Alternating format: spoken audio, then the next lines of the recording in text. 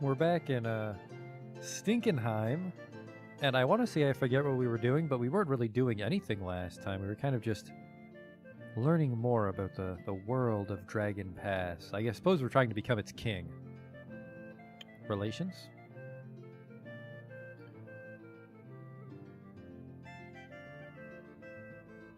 Check the map.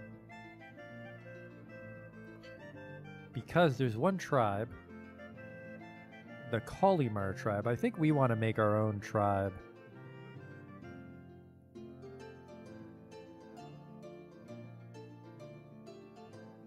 You know, to try and remain relevant here. Like the Boskavi. I'm not sure what these colors represent. Like, this might be their patron gods, because these are definitely like scattered tribes. Sorry, scattered clans. Yeah, Kalimar's the only tribe. So we just have a bunch of warring clans. I'm pretty chummy with the Eagles and the Black Rocks. I wonder if we can try to absorb some of them.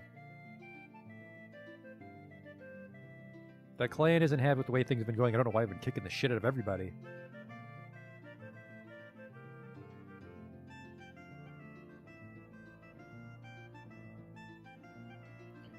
I want that stone wall, but we are fucking dirt poor.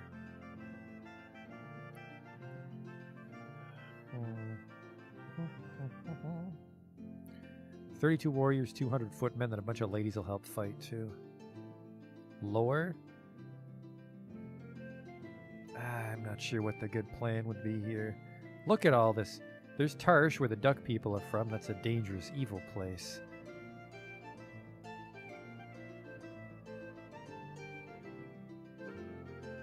You know, let's just send out some explorers.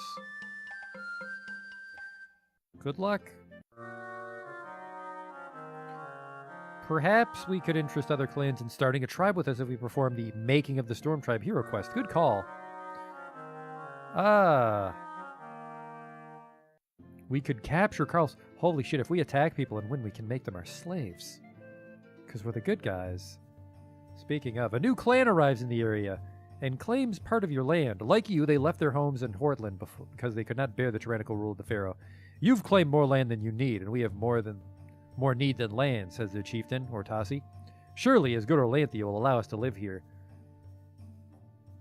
I'm not saying we should drive them off, but if we want to, we can crush with dirty jinxes with little trouble. Give them some of your lands if they agree to an alliance. They were the Grey Foxes, and they declared us their saviors. Several of the Carls complained that they would soon have to clear new land because we had given so much away. That's fine. We're trying to become the king. While on an exploration mission, Ingana and her companions were confronted by warriors of the Greenwing clan who claimed they were trespassing on their Tulla. They said, because you have not given the greeting, you must be here to rob us. After a tense standoff, Ingana offered to remain as a hostage while her escort returned home.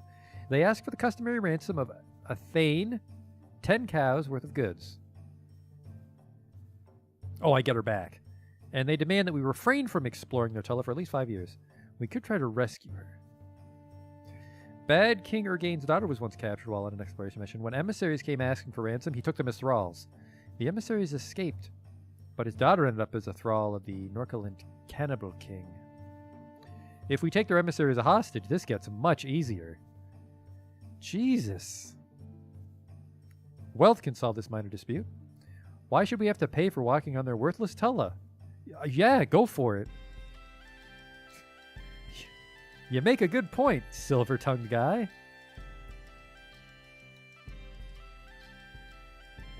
180, and we'll send almost everybody. 6, 12 auxiliaries.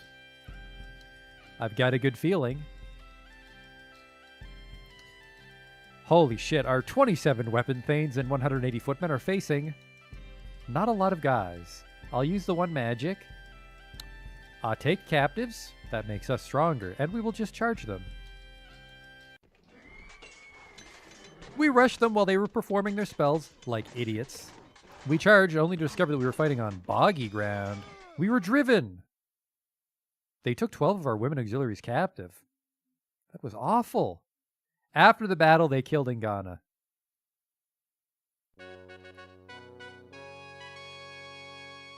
The Greenwings have sent an emissary to ransom back the 12 captives they just took. They asked for the usual ransom, 60 cows, but alas, we don't. Decline. The people weren't happy. They said the ring would have paid if it was their kin held captive. And fucking, what do you know? Hey, the Grey Foxes warned us. Didn't we just fight the Grey Fox? No, the Grey Foxes are those dudes that we saved.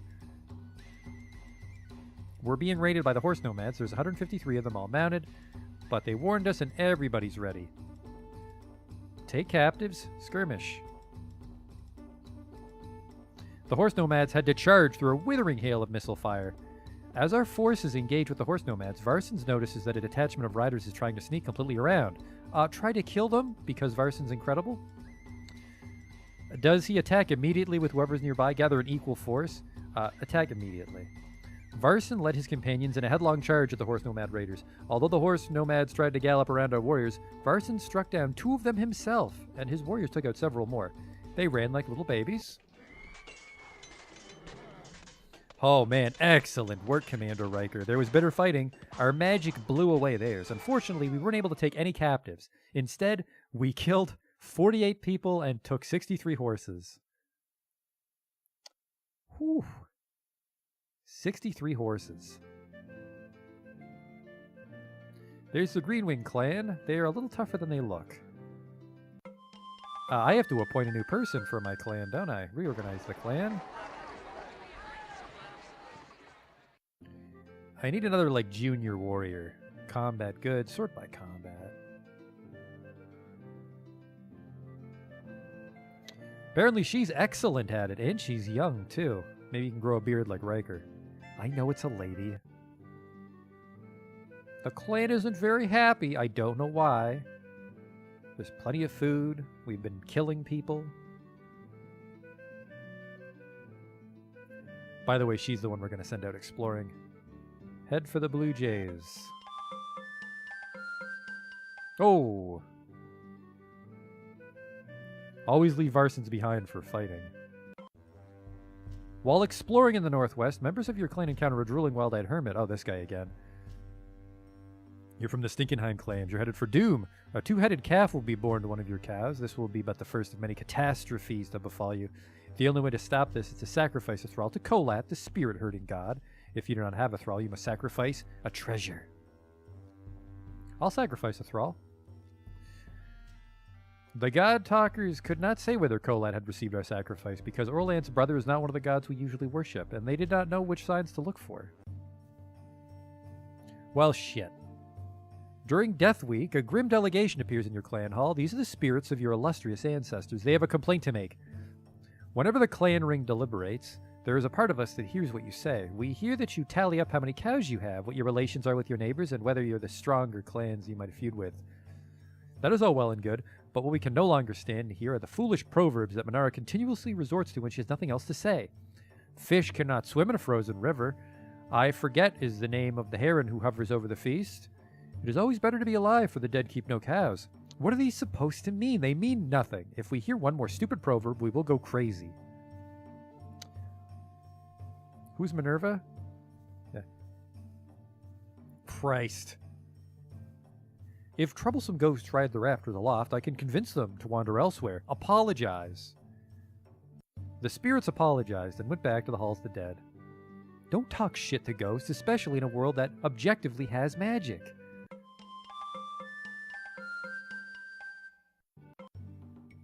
Shamans, return to your tella. We hear that you were harmed in fighting with the Green Rings. You've been good to us in the past. They, on the other hand, recently treated us with great rudeness. If you reward us well, we'll send spirits to lay waste to their crops and lame their horses, or to wither their sword arms.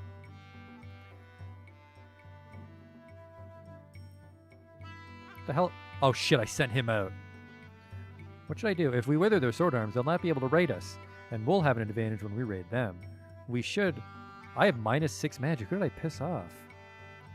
If nearby clans hear that we have chastised these crude shamans, they will think us honorable and good. Oh, be gone. They left, saying that they would itch for 14 nights. Some of us itched, others did not. Oh, I have -11 magic. That's bad. Your explorers returned to report an encounter with very strange foreigners. The foreigners wore odd clothes and spoke in a peculiar way. They were warriors and showed no fear when they met our explorers. They identified themselves as the Black Horse Troop and said they served a hero named Sir Ethelrist. The strangest thing about them, though, was their horses. Examined up close, these weren't horses at all, but grotesque and monstrous beasts, possibly things of chaos. We owe these foreigners nothing. They're powerful foreigners. They may have treasures. I have no goods. They owe nothing. Foreigners will know new jokes. I am tired of the old ones, especially the one about Ernell and the sheep. They might be chaos worshippers. He who chases the wolf before it howls feels its bite. Let's warn everybody. They thanked us for the warning. Bum, bum, bum, bum, bum. Bum, bum, bum. Let's go over here. Not with Varsons. We need him. Off you go. A family of travelers petitions you, seeking membership in your clan. The father, Ordag, speaks on behalf of the others. His family made the dangerous trek from Isrolia in search of freedom and prosperity. So far, they found only misery.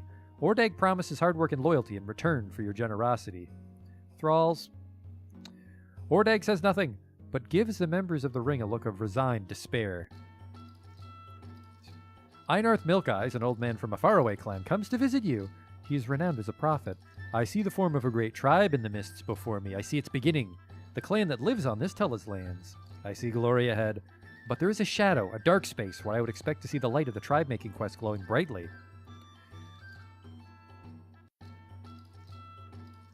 Wait until you're strong enough.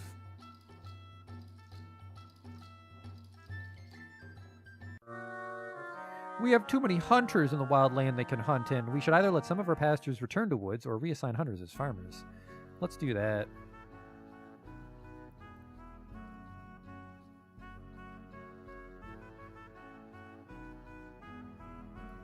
See, I don't know how many people we need. Our food situation seems okay. We need 363 farmers.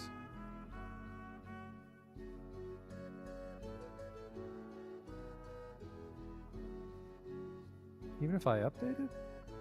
Oh shit. Barley makes the best beer. Okay. We need 429 farmers to tend our crops. I don't even know. 363. I don't know.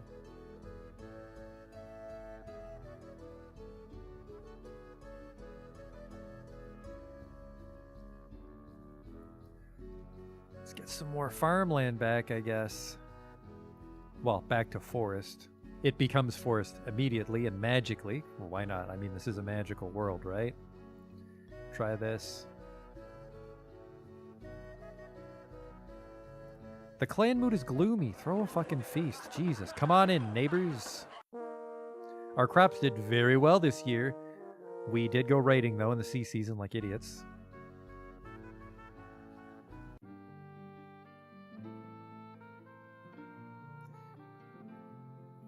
Clan mood is still gloomy. Fuck off.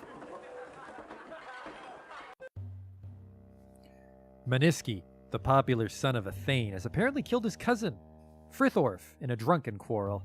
There couldn't be a worse case of kinslaying, the most terrible thing that can happen in Orlanthi society. Because public law does not extend to a family matter, there's very little the ring can do to make things right.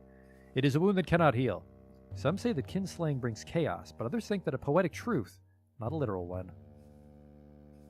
If we kill him like he deserves, chaos will be even stronger, so prepare yourselves for the worst. We are undone! Kinslaying spits in the face of all our precedents. Maniski slays not only his cousin, but all our hopes. Shit. Minlister's mead home became Urox's foebringer. Thanks, man. I warned Maniski's mother that his drinking was getting out of hand. What the fuck am I supposed to do? There's no victory against kinslaying. We must suffer. I myself shall slay the calves I raised by hand. Aye. Through the ring members' example, encourage extreme mourning behavior. Or we can have powerful holy warriors of Uruk. We actually hunted down some undead, so Uruk owes us a favor. The Stormcons came, broke a certain number of things, and consumed a great amount of food. They went away and came back wounded and happy. They had slain many brews and a nest of creatures they called slime snakes. Alright. Clan mood is still grim. I'm not sure how to unfuck that. Maybe they'll be fine in the time of spirits or whatever. We don't have enough farmers.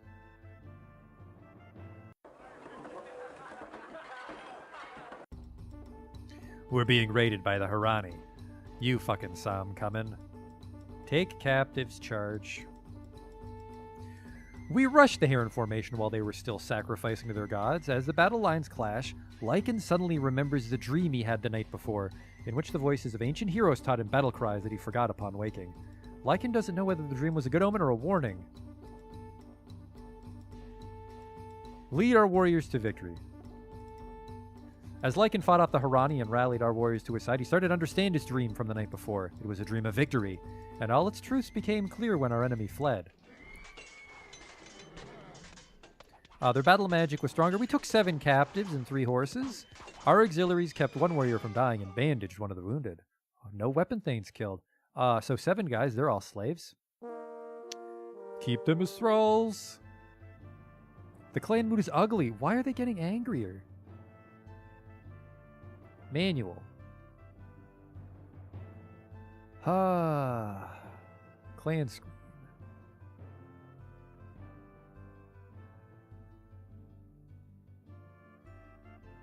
Hunters, crafters, thralls. The clan mood. The clan's mood indicator gives a rough sense of whether the people are happy with the ring's leadership or whether they fear they've been led down the road to ruin. If the people are happy, problems that start small are more likely to stay small. If the people are already angry, ill-feeling can spiral out of control. Clans can forgive their leaders for occasional unpopular decisions. It is repeated failure or clear signs of going against the will of the gods that are most likely to drive people to rebellion. Few divine blessings directly affect the clan mood. Lankerme's Law Speaker blessing. We could actually have a temple to Lankerme. How do I unfuck this? The farmers and the warriors are both happy. Their good spirits can raise clan mood. The reverse is true. They are both happy. The clan's just getting angrier. Feasts are another way. Tap the feast. Okay. Lankerme, I need Law Speaker. Yeah, oh, that's a good one. Aids in legal cases, ensures the clan mood isn't soured by unresolved disputes. Get 10 cows going.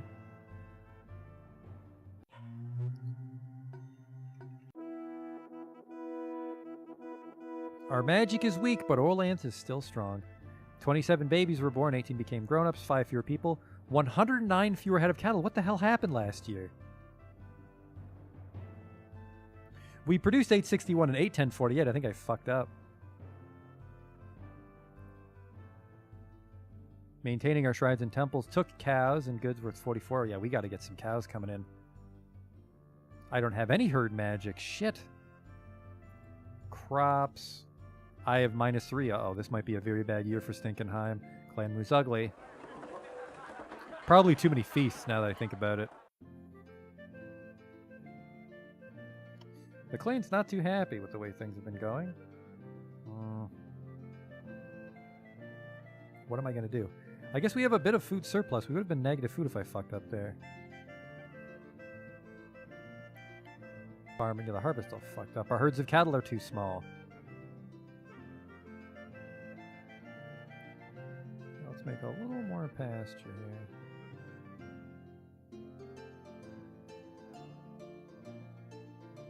Let's try that. The music does not affect the clan mood at all.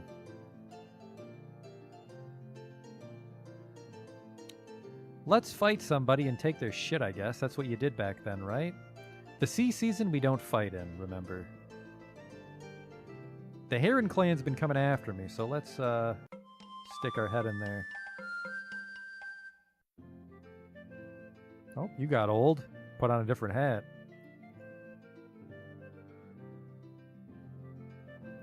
I think magical debt just prevents me from casting magic in events.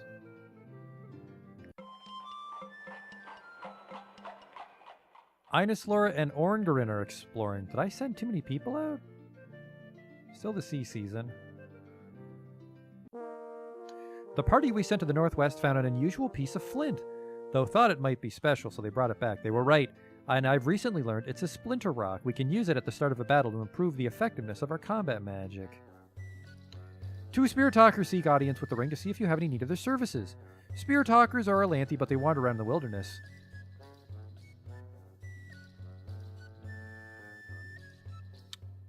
We'll feed them. There's some magic to repay my debt. The old one told us they would be rewarded for our generosity. They'll come back in a year and fucking want even more food. Clan mood's ugly because they're greedy dicks. But now we can fight with somebody. Harani.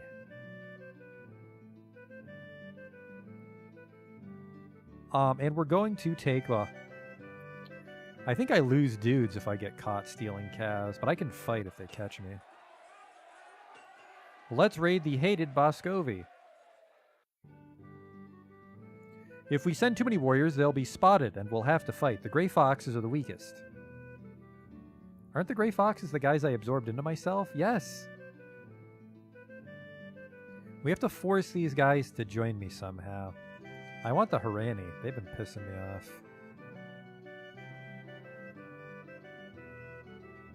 If we send too few warriors, when they get spotted, they'll be mown down like hay. The cow must graze where she's pastured. Man, I am sick of your fucking euphemisms. It's like I'm reading someone's shitty Twitter. If we send too many warriors, the Harani are the weakest. Send 10 and 10. Good luck, fellas. We managed to keep undercover until the last moment and take a bunch of cows. The Blue Jays have a new chief, Corstardos. He is known for his irreverence and his cruelty. Their former chief Garstel stepped aside after Blue Jay warriors threatened to leave the clan. Well, let's just double down and beat the shit out of the Herons. If we want more fighters, ask the Antralings for help. They owe us favors. Sure. I forget who the Antralings are called. Oops. Sound like this many.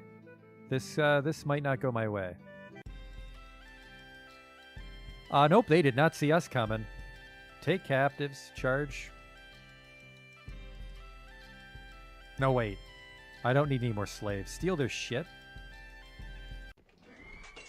Although the Harani tried to retreat, we pursued them relentlessly and they could not escape.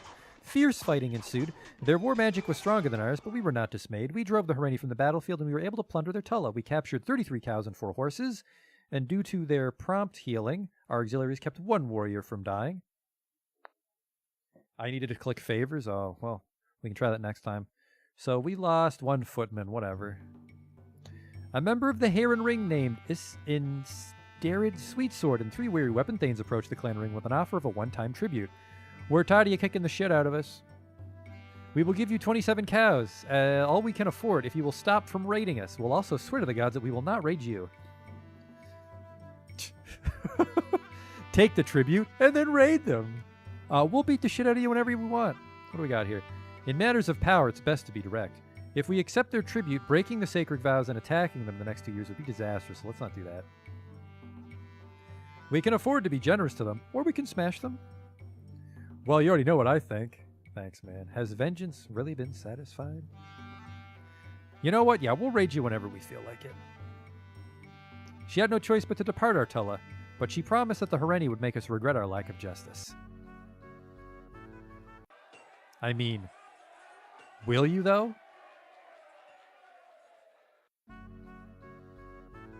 Favors. I do have a favor from the Antralings. Here we go. Deferred refused to muster. They said that we would all go hungry if they didn't see to the harvest. The weapon thanes refused to raid without the Frid to support them. The party we sent to... Oh, shit. Exploration would be safer if our shrine to Vinga provided the Pathfinder blessing. Amazing! Oh! We've defeated the Harani so thoroughly that they've picked up and moved! They've moved to a new Tulla next to the Elkin Valley. Well, that's more land for me, maybe, perhaps. Incredible. Hey, wait a second. That's just right next to me now. Not on my fucking watch.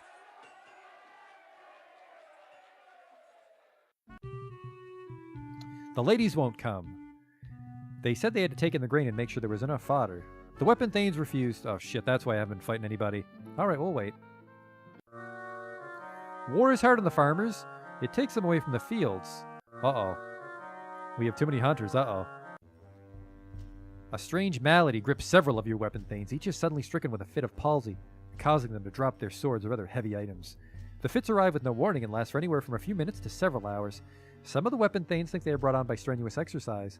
The malady most often strikes those sparring on your clan's training grounds.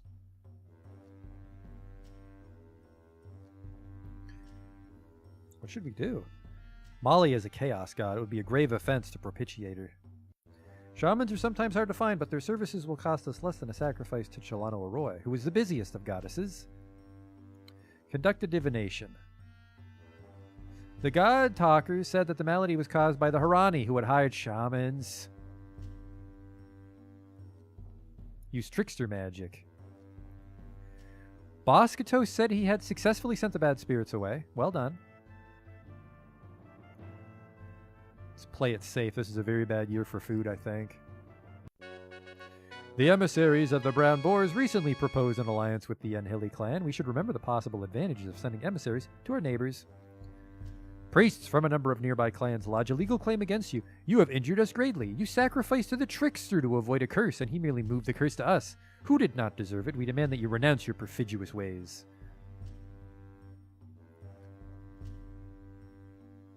Precedents establish the amount of compensation owed in cases like this. This can be resolved with noble words. They'll never help us build a temple now. There's no conflict between... Yeah, let's just promise not to do it again.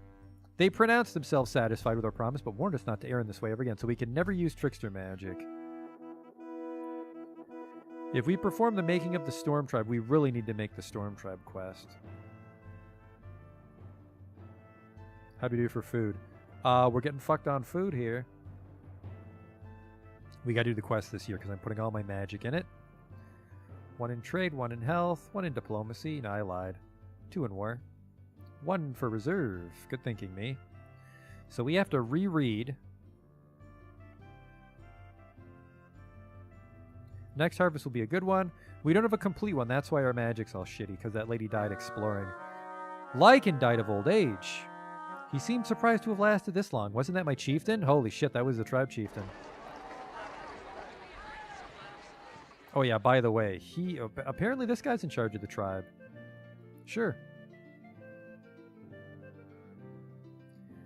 Who can I send exploring? Brenna. She can fight. Keep the tribe nice and young. Cultists of Aralda, Mother of Cows, came to you to offer to perform a ritual to honor the goddess. The ritual will make your cows healthier and more fertile. Although they do so to honor Uralda, it's also clear that they want you to offer something in exchange for the ritual service. Many of them are from the Ernalordi clan, which dislikes us. A general gift will go some ways toward repairing the rift between our clans. But what? Even if we offer them only 1 cow, they'll still do it. Our clan magic is weak. We should give them cows. I do have 749 cows. The Carls are anxious for us to accept, but because our herds are weak, we must offer something other than cows. Oh, shit. Offer them gifts. I'll give them 10 cows and 10 good. 15 good. We had a good year last year. They thanked us for the gifts. They gathered up our cows and then walked around them 7 times, whisking them with the holy tail. After performing a lowing dance, they pronounced the ritual complete. They departed to the cheers and good wishes of the Carls.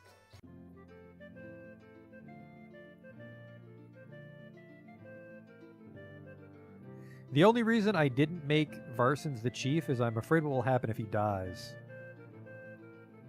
4 sick farmers. Adopt new farmers from anywhere. Neat. Our distant kin. Offer land only. Recruit. We sent out word. It would take time. That's fine. That's fine.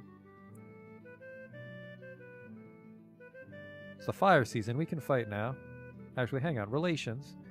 The Grey Fox are incredibly fucking indebted to me. Let's try to absorb them. No, we have to do the quest.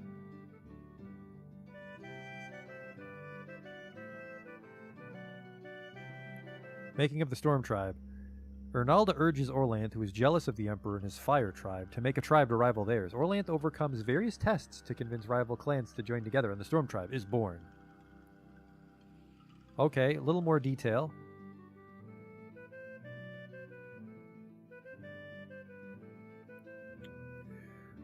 Well, I guess we can just, you know, dive in blindly, making him the Storm tribe. Sorry, what did you say? Before we can succeed at founding a tribe, we need, yep. Let me lead a hero quest. Sure, man. We still don't know all of Orlanth's blessings. We need to learn more of Orlanth's myths so we can recreate them with a hero quest. I like the quest where I get to dress up in costumes. We prepared for a quest during Sacred Time. Our chance of success is good. We don't have 7 different deities represented on our clan ring. Whoops. Doubled up with you, didn't we? Well, you want to go. With Ernalda's aid, why is he the one that has to go? What?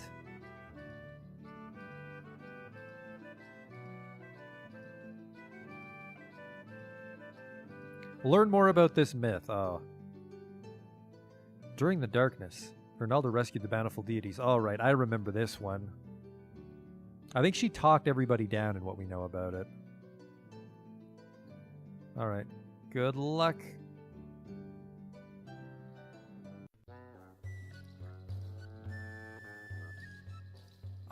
This myth begins with an attack on Ernalda by an enemy, which causes starvation within the Storm tribe. She goes on a journey to recover Barnar, Estra, and Aralda, the lost gods who will enable her to feed the tribe.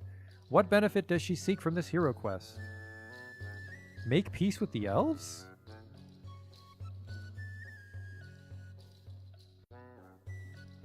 I think that we want to go with treasure. Alright, couldn't go in. The Harani have a new chief, because we beat the shit out of them before. Their former chief died defending his stead from raiders. Ugh. We were able to attract 23 new Carls to the clan, and they brought 31 children.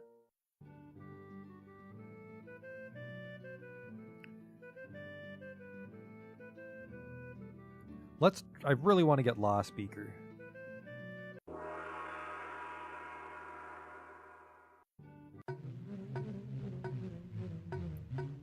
Threats. Learn which outsider poses the greatest threat to us. Oh, never mind. Who cares? Clan lore helps define the truth. Law Speaker. Oh shit, I can't get it. Let's just go for myths and mysteries. Whoa, whoa, whoa, whoa. Don't sacrifice any slaves. I sacrifice one slave. Lanker Me's the busy god, I think. We've revealed the workings of the clan lore ritual. We have too few farmers. Yep, we need to hire some more dudes. Brandig, a prosperous herdsman of the Grey Fox clan, has come as an emissary from his clan leaders. He offers you a gift of 36 bushels of food, but says that the Grey Foxes would consider this a repayment of the favor they owe us. They're not a strong clan, but they're allies, and we should treat them with respect. We're low on food. It's not like we ever have to pay the Grey Foxes back. I'll take half. The reciprocal gift is entirely reasonable.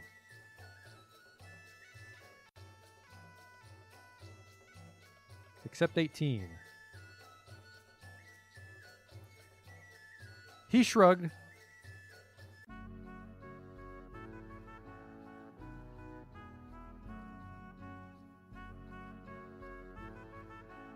Clan lore helps divine the truth. What's literacy? Helps our deal. Oh, let's fucking swap that. Okay. Clan's getting a little upset. Let's do some exploring. I want to explore the ruins of Grey Fox.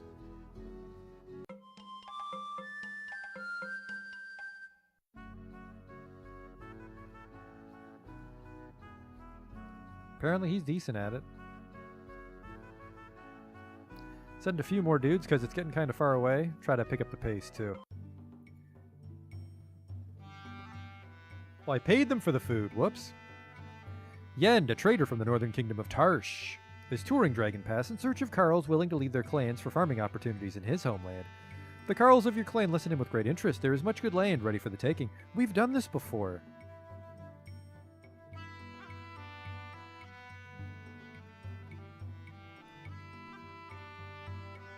I told you the Tarshites would try to steal our Carls. I can show how he exaggerates. Yeah, there's a hidden catch. The Carls disagreed. Oh, they fucking pulled this shit last time. Well, have fun pissing off your grandpa ghosts.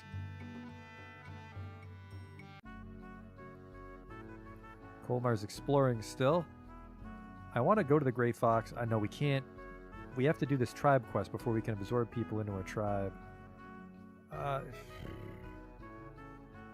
Market is annual. I have some horses, don't I?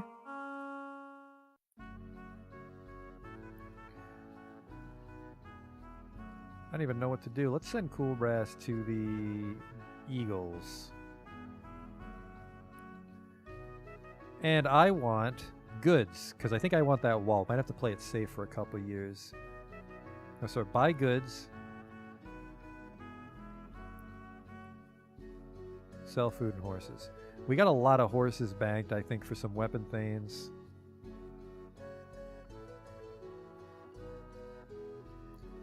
And the 7th Wind Crystal, I think the Splinter Rock's a piece of shit. Let's offer that. This year's harvest was a good one. I think that solves our food problem. While exploring, take the fucking thrall. Yeah. Did it work? We don't know. Cool Brass's caravan to the Eagles is blocked by a group of coarse-looking bandits. His forces are slightly outnumbered. The caravan includes the Splinter Rock. What should Cool Brass do? Kill as many bandits as possible. It turned out there were more bandits over a ridge. They attacked from behind. Huh. He took a wound, as did many of his escort, but they came back. I was gonna buy some cattle, dude. I got attacked by bandits. Who's the rich caravan town? Bump, bump, bump, bump, bump, bump. I love that music. Black Rock. They're known for their early arrival. Finer horses with the Blue Jays. We need cows. Let's just fucking load up on cows. The Apple Tribe is known for their apples.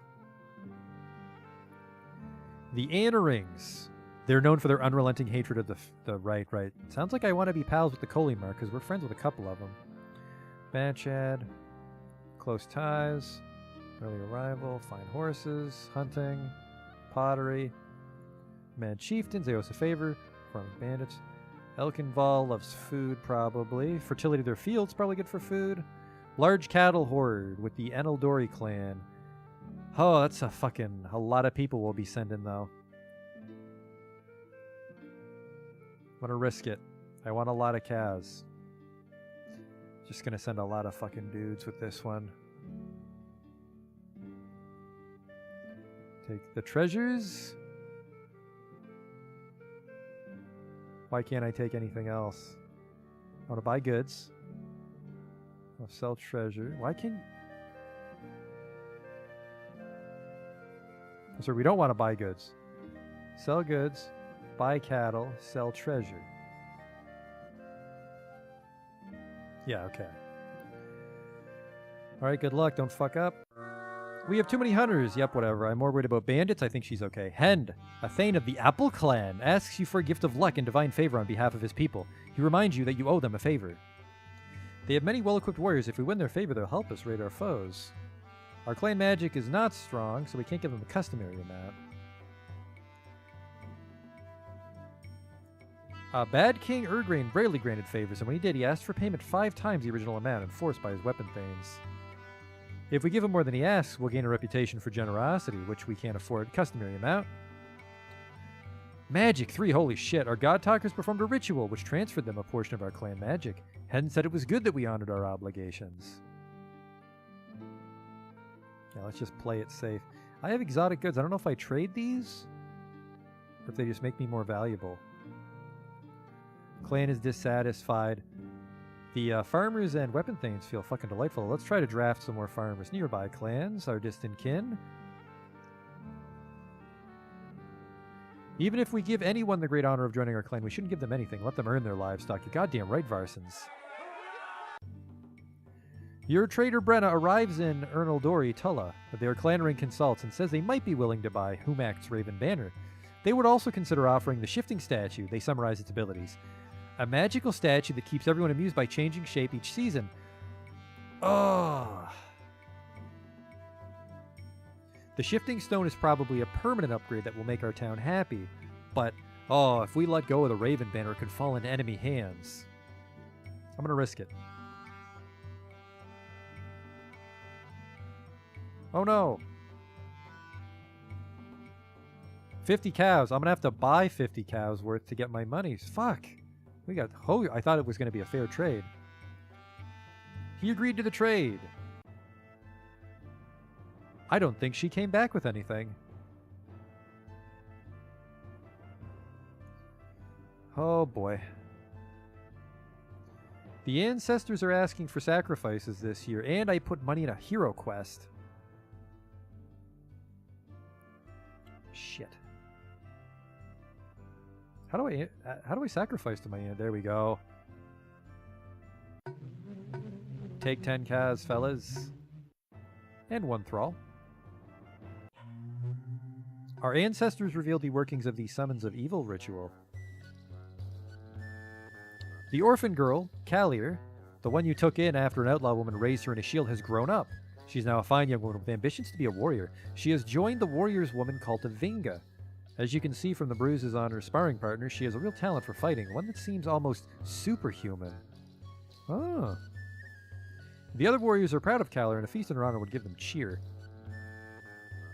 We could surely stand to learn more of the troll lands to the north, to see if the Uz trade god Argan Argar holds sway there. Yeah, just send the kid off alone. Good idea. Her fighting skills are good, but she must learn magic if she is to truly be a hero.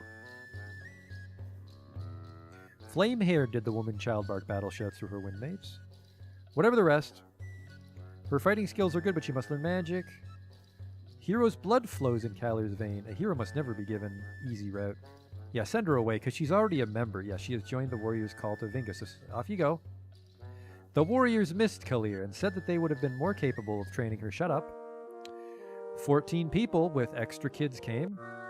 Sacrificing thralls? If we've sunk this low, the things the Harani say about us might be true. Well, sounds like we have to raid the Harani if they're spreading shit about us. Ah, can you even raid in the storm season?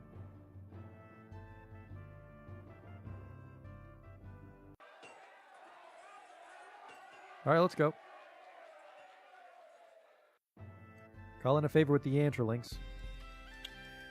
They sent 33 to help us. We eluded the patrols. Sorry, boys. Plunder charge. We rushed them while they were still sacrificing their gods, those fools. The first seconds of the battles passed too quickly for Harmas to remember. He has only a fleeting impression of a rush beneath enemy javelins. How should he fight the rest of the battle? He's pretty good. Take insane risks. Harmas saw an enemy hero preparing to perform the shield blinding feat and charged the man alone. Harmas fought bravely, but only lasted for seconds. After the battle, we were surprised to find that he still breathed. We took our reckless champion back to the clan hall. This was a bloody battle. We beat the shit out of him. We drove the Harani from the battlefield and were able to plunder their Tulla. 31 cows, 4 horses. We also took 32 cows worth of stuff and 4 Heron auxiliaries captive. Welcome. Welcome, thralls. Thralls. A member of the Heron Ring, please stop beating the shit out of us. This one guy's like, man, I want to beat the shit out of them some more right fucking now. Raiding them after accepting their tribute would give our neighbors good reason to distrust us. Well, yeah, no shit. Has vengeance really been satisfied? What do you think, Chief? If we accept... Yeah, no, don't do that. We shouldn't just think of them today. What can we get from them next year? They won't attack us, though. Accept the tribute. Oh, they brought actual cows. Accept the tribute. We don't fight the Harani anymore. We swore to Humakt and then to Arnalda to refrain from raiding the Harani for at least 10 seasons. Of course, these oaths were binding on them as well. Ah, good year. Good year this year. 33 babies were born. We gained 94 people.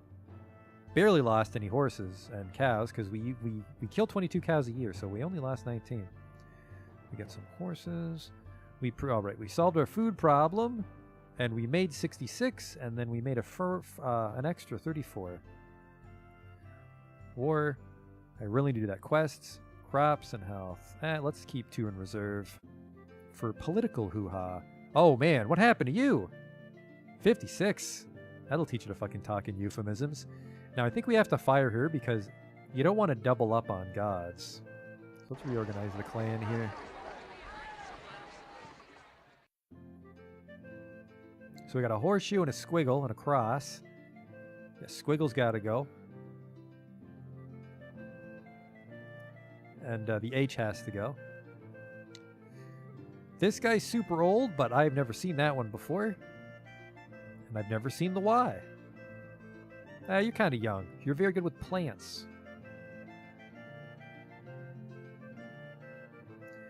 We got some old people in the tribe this year, but you never know. How are we doing for treasures? Because we bought that thing that should make people happy.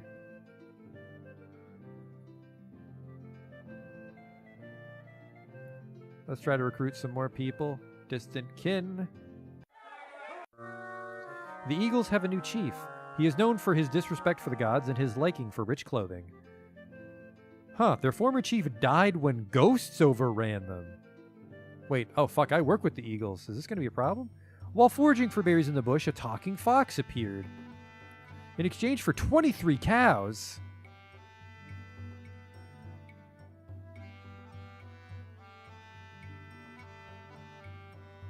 A talking fox might be worth 10 cows. Talking animals are strong spirit friends. I'll agree. The fox said we would soon notice luck showering upon us. People saw no change in luck. He'll come back. That fox has given us a blessing before. Alright, it's the fire. Okay, good. We didn't end up fighting in the sea season. Let's explore a little bit. By the Eagle Clan. What the fuck have you guys gotten yourself into? Die into ghosts? You're not even on the ring, so you can die when we explore now. Send a couple weapon thanes with him and some footmen. Try to pick up the pace. We were able to attract 8 new Carls.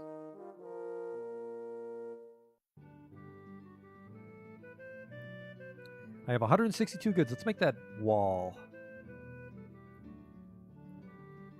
Build a wall. I have been waiting and watching for some sign, but it's pretty clear that our clan magic is not much stronger. We were tricked by that talking fox. Alright, well we're going to kill him the next time we see him. While exploring in the north. I fucking swear to God. Sacrifice another thrall to Kolat?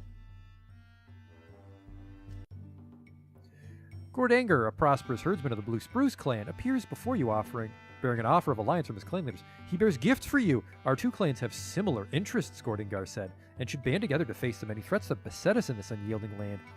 When you need food, we can provide it. When we need food, you'll be there to help. What do you say? If we agreed, we'd have too many allies.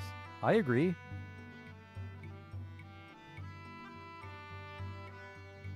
This will be the beginning of a long and mutually profitable affiliation, Gordangar said. Let's raid the Boscavi. They'd never expect a raid during the harvest. I need food, you idiot. So it looks like sea and earth are off limits for fighting. A group of ragged travelers ask for your hospitality. Their leader says that they are wanderers and worship Isseries, the god of the road. I thought Isseries is the god of talking, though they appear repulsive. They promise news of other clans in exchange. The Harani have annoyed us many times. The people will cheer us if we send these folk to annoy them. Isseries is the god of travel. These people have his wanderlust, but not a sense of fair dealing. They're not traitors, even if they worship Isseries. Oh. Man, nobody wants these people in. They are outlaws. We can do anything to them we'd like. Alright, take off you go. Which clan? The Harani? I don't know. I think everybody likes me. They owe us a favor. We owe them a favor. We owe them a favor. They're in the Kalimar tribe. We're allied with them.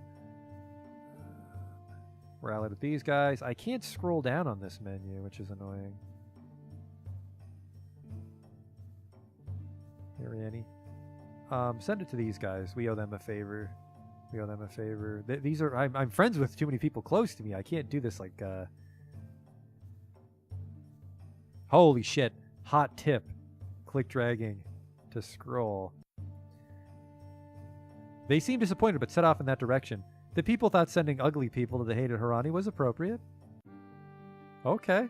Let's raid the Boscavi. Now I will. That guy's off exploring by himself. He's not part of the ring. Alright, full-blown raid in the Boscavi. Where are they? There they are. They're known for pottery and a fanatical attitude. We're feuding with them, while the feud's about to grow a little bit deeper. I need to raise some more weapon thanes, I think, too. Our warriors were caught in a raging blizzard. Thanks, Chief. God damn it. Let's raid the Harani. Yeah, you think I haven't beaten the shit out of them enough? Wait a second. We signed a treaty with them. You tricked me. We were spotted. That's a pretty even match. Use magic.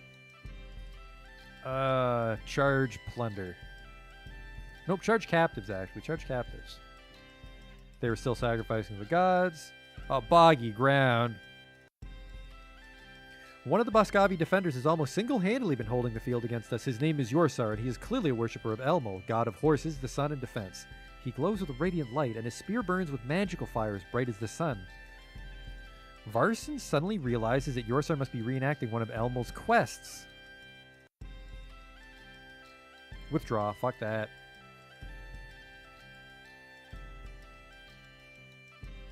Yarson's magic only helped him to defend, and he watched helplessly as we retreated off the field in good order. Alright. Nothing happened. Alright, you are on fucking notice for bad advice, Chief. Oh, fire! There might be treasure inside. Stick your hand in. I was a fool to appoint you. It's the end of the year. Let's try a quest. The tribe. Alright, well, if she dies, it's an old lady. Give her the Rocky IV. If she dies, she dies. Reconcile the grievances of the Carls. As soon as she appears in the realm of the gods, suffer Dagga's blows is what killed her. The last time. Convince him to mend his evil ways. Dagga did not attack her. Manara found herself back in the ritual ground. Her quest ended prematurely. Everyone knows that Dagga's supposed to attack her, Nalda. Shit. I don't think we can try it again. Yep, the gods are upset about that. Quests again. Man, I have no good magic this year. Well, let's just keep it all in reserve, I guess, herds. We made 1,200, 900. A bunch of people are moving in, which is good. We need to go on another cow caravan adventure, I think. Once again, the God Talkers heard Ronaldo crying beneath the earth. We were not able to devote magic to crops because we did not learn one of her blessings last year. And Endel died of old age. Clan Mood's getting worried. Quests.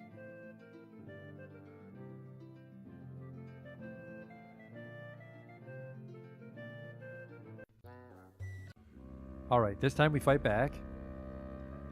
Manara attacked Dagga, but he seized her and hurt her so badly that she could no longer think the thoughts required. Fuck. Am I misinterpreting the legend?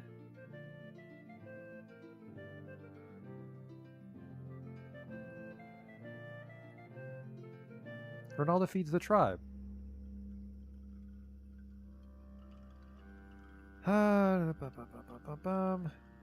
Yeah, she was drained of every... So, I think the last time we did it, the person was just too weak. So you have to let him beat the shit out of you, and then you talk everybody down.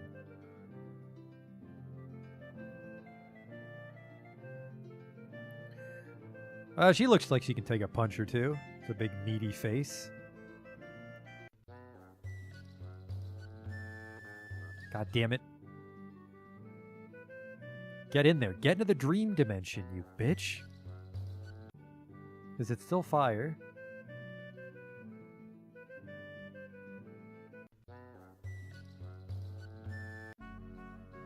The seasons are passing every time she tries that shit on me. Shouldn't somebody be exploring, by the way? No? Well, let's go over here. Not like they can fucking do anything about it.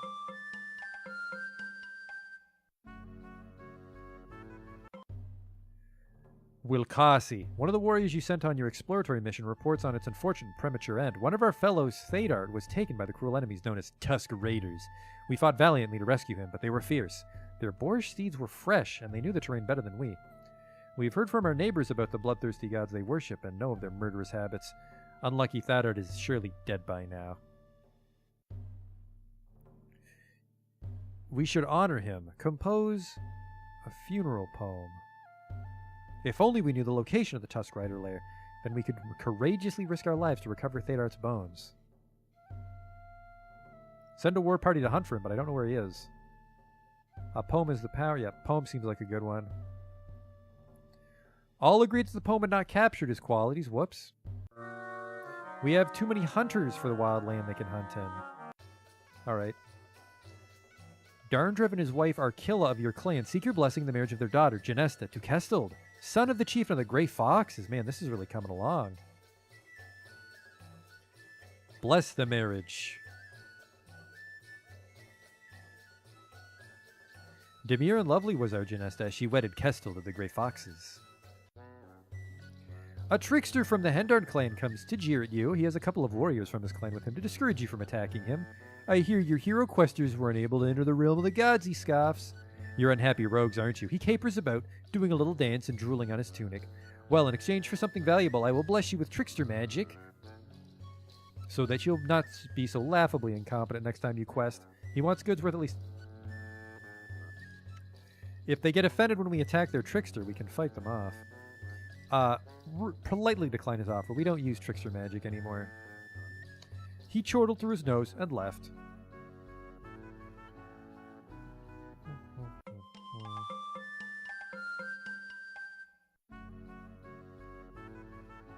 Off you go. We're back from our trip. Oh. Let's go really far north. Or sorry, east. The party we sent to the east found an old, partly charred battle standard. They brought it back because they thought it was magical. They were right. I've learned the standard's secrets. If we ignite the standard at the start of a battle, it will help us maneuver our troops. It might burn up during the fight, but it will be powerful magic while it lasts. That'll be good for when we're in trouble. Huh. The children of the clan, boys and girls alike, have begun to grow beards. The people are worried. They say it must be a curse of some kind. This stinks of the cursed Harani. Will those guys ever learn their fucking lesson? We'll not fall prey to this shamanistic ruse. All disease, you bad spirits. Divination. I don't know. Hey, welcome to the ring, by the way. Divination. The spirits of... It's the fucking Harani. Legal claim. No raids. They laughed at us and said that no one would marry our bearded children when they grow up. What the fuck?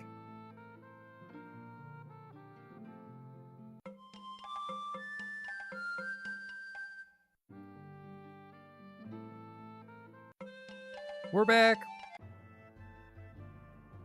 This is just an exploring year, I guess. Whoops! Dragon Newts will conduct a mysterious ritual on your tull. This will be the first of many catastrophes to befall you. I am so fucking sick of this dude. No. A large group of people are moving toward Utella. Your warriors ride to meet them, and they learn that they are the Poliski clan. They have come from Hjortland just as you once did, and they seek permission to move through your territory. Well, that's nice.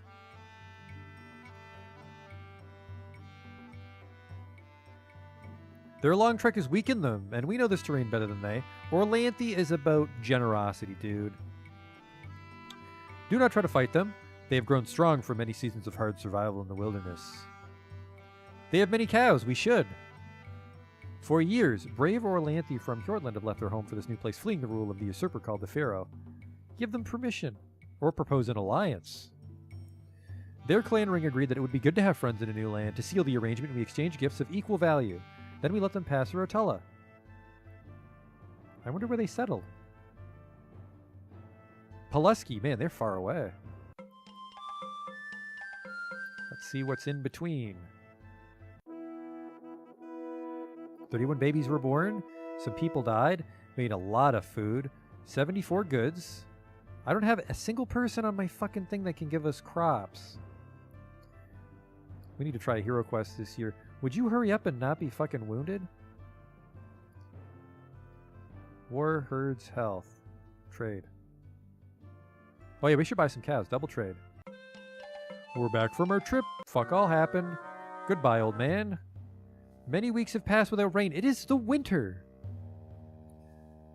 Go raiding for extra food. The drought will have the bellies of the blue spruce weapon thanes grumbling. Yep, let's attack the blue spruce. Dude! Bascavi.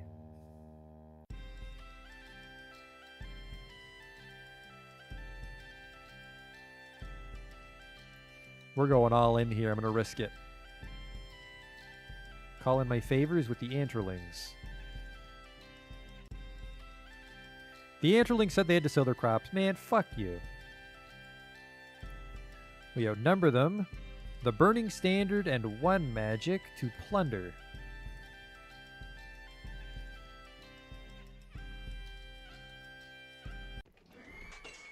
The Burning Stead was not as inspiring as we'd hoped.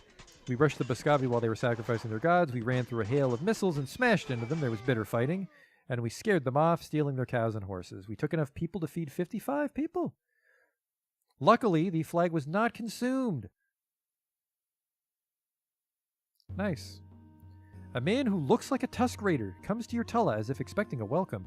The man claims to be Thadard, the explorer of your clan who was taken by Tusk Raiders and presumed dead. He says that he was tortured by the Tusk Raiders and left to die of exposure on an altar to their terrible god. But the god spared his life, changing his face so that he looked like a Tusk Rider. Their god meant it as a grim joke, but you are my clanmates, and I know that you will accept me, even though I am disfigured. The people are worried that it is not Thadard, but some kind of monster who must either reject him or allay their fears. I am certain that it is Thadard. Well, convince the people. Coolbrass's words did not quell the fears of the people. They would not look beyond the ugliness of his new visage. You may return. He said, I expected a better welcome than this, but I will prove to you that I am the same Thadard I was before. His words did not quell the worries of the people, who were afraid that he would turn out to be a monster. Dude, if you are a fucking monster, I'm gonna slay the shit out of you. How are we doing for weapon things? How? I have like fucking 10,000 horses.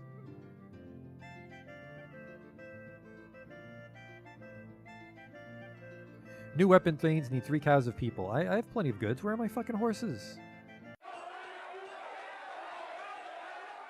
There's some bullshit. Nearby clans, distant kin. Prominent members of the Brown Bear clan come to your clan for help. This is not a good thing we have to say, but our chieftain, Tarasarin, has gone mad. He makes foolish decisions, and will not listen to counsel of the clan ring. We don't want to risk kin strife, but something must be done. If you agree to raid us, we will make sure that Tessarin fells beneath your blades. Then we will owe you a great debt. Aren't you guys known for mad chieftains? He is mad and violent. They'll owe us a lot. They're expected to obey chosen leaders. They're cursed. Normally I find politics dull, but this is exciting. If you decide to warn old Madblood, scold them for betraying our Lanthy values. They were offended. Do you think that we would propose such a thing if there was another choice? Well, whoever helps them has no honor, so we can attack them.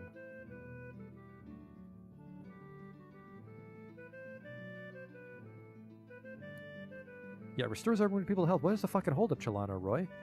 By the way, let's try that quest.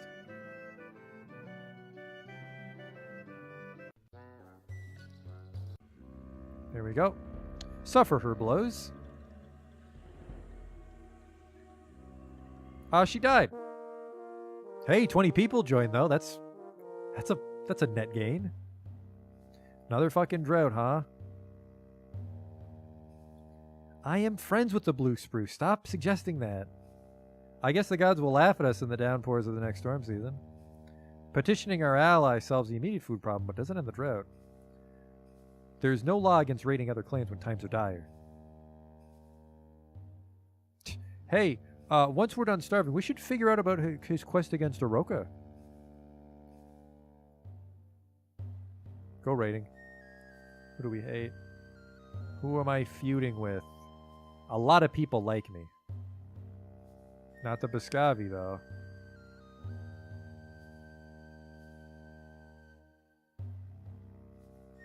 Ah, I can't fight the herons. Allied. Shot blue spruce biscavi. I need my food. Not quite everybody. Let's try the flag again.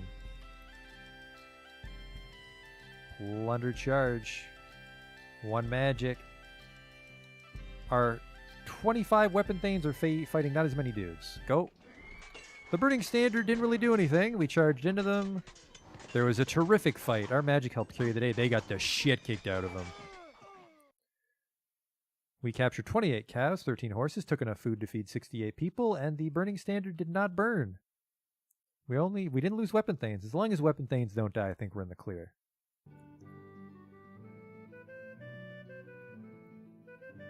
I'm worried that I have too many fucking temples. Let's send a caravan out. I'm running dangerously low on cows. Eldori, I think, is great for cows. Large cattle herd. I want cows, and I will sell you goods, treasure, specifically, splinter rock. Very large caravan. Send a lot of fucking dudes. We're being raided! They have 14 horsemen. We didn't see them, so I will go... Well, I could use the Raven Banner, but it might kill Varsons. That's my concern, is Varsons might be the one that holds it. Let's go Burning Standard, 1 magic. Charge while they're doing their magic to drive them off. Oh, we charged each other. We drove them off, and their survivors left without plundering. We took 11 auxiliaries captive. It looks like the flag's not going to do fuck all unless we lose it. All right. 15 wounded fitmen, though. They're starting to add up. Oh, yeah, by the way, you're slaves. Welcome. We should buy some cattle. Yeah, no shit. Fucking idiot trickster hobo. Let's go exploring. Actually, the Earth... No, you can go exploring the Earth season. Just don't raid in the Earth season. What's going on over here?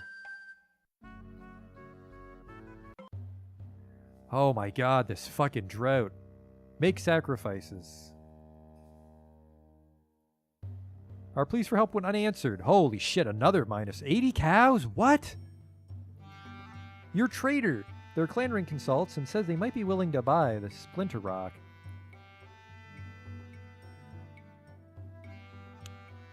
Offer to exchange treasure. I'm not doing that. Just give me the cows. Stop it. I'm fucking running out of cows.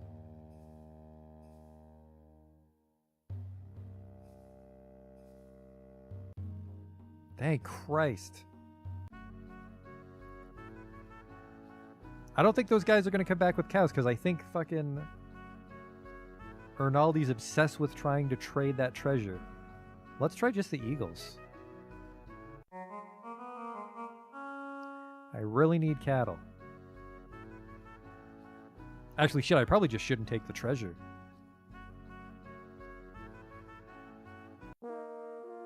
While we're exploring to the west, I found an odd gem. I noticed that if you looked into it, you could see faces. It turns out they're the trapped spirits of fear. We could loose them at our foes in battle.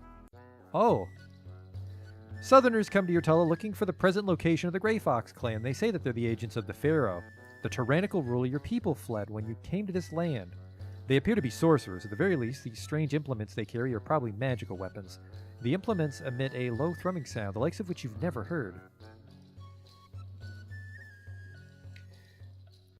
They would not swagger in here so confidently if they had not the power to back up their bravado.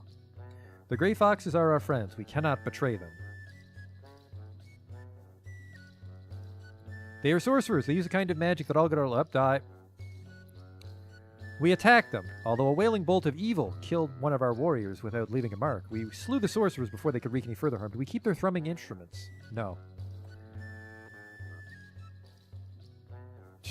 I know of the Grey Foxes. Yeah, she's senile. The Grey Foxes are our friends. We cannot betray them in a hint. I don't think I want their evil weapons. Yeah, we can't keep the weapons. Too spooky. The harvest was bountiful this year. Our caravan's back. We traded 70 bushels of food and 80 cows worth of goods for about 165 cows. I needed that. The drought basically stole all our fucking cows this year. How do we really know the other clans give us a fair price? Fuck off. It's precedent. Cornerstone of our Lanthy culture, generosity.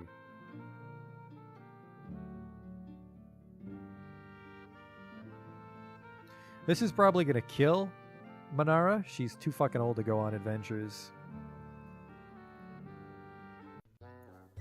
Make the cows healthy. Of course she can't into the fucking spirit realm. She's going to have a stroke soon.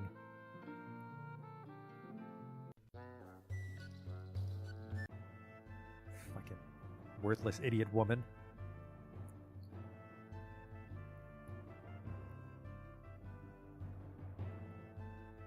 Shrines give a permanent blessing. Lets our farmers work.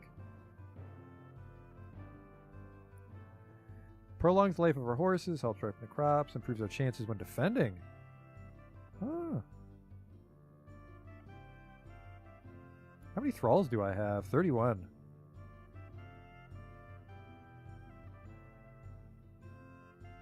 Encourage them to leave. Hey, if you guys could just get the fuck out of here.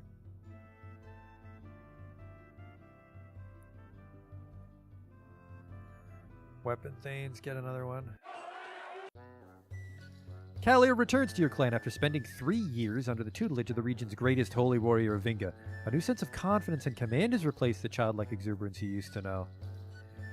Kalir's waiting for a chance to prove herself. Send her against the Poleski.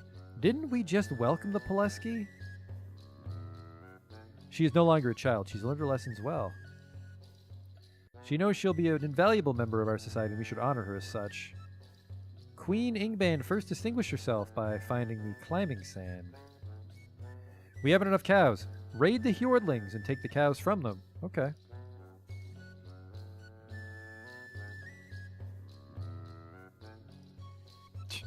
They're known for their female chieftains. That's a very dark quest to send her on.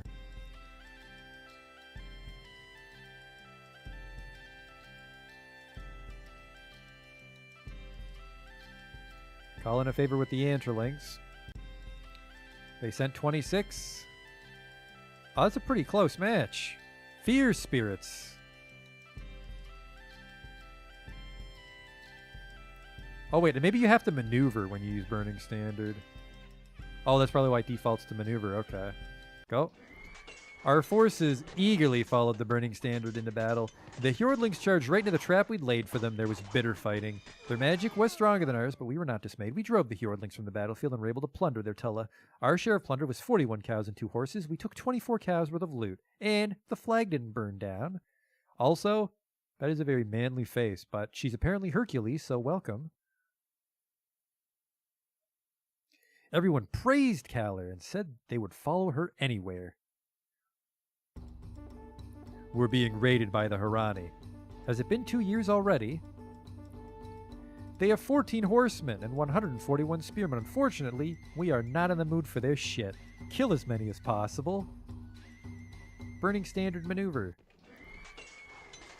The Harani had burned 2 steads before we mustered our warriors. They charged right into the trap. Their war magic was stronger than ours, but we didn't care. We drove them from the battlefield, striking them down as they fled. And the fucking banner did not burn down.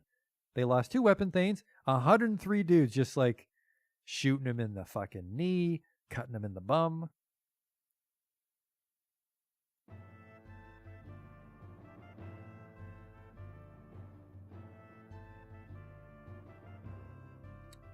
Wow. Apparently, the fucking Harani are just scum. I really need to make a tribe, though. I don't know why I can't fucking pull off this quest. Oh, here we go. Equal signs means a secret. Maybe I just have to keep making sacrifices to learn more about the fucking... Ernalda feeds the tribe. Who would I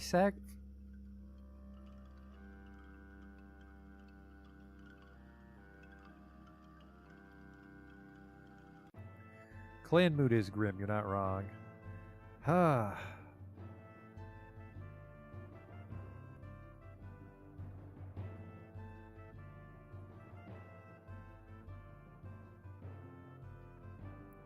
Who rocks the Storm Bull?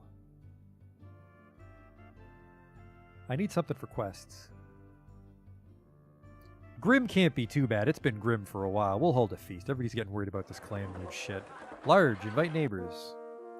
I heard a prophecy from a god talker of the Apple clan, who heard it from the cow-tending woman of the Blue Jay clan, who heard it from a shaman who was born with prophecy on his lips. A woman will come to us with many promises of making something new, and we're to support her in all things.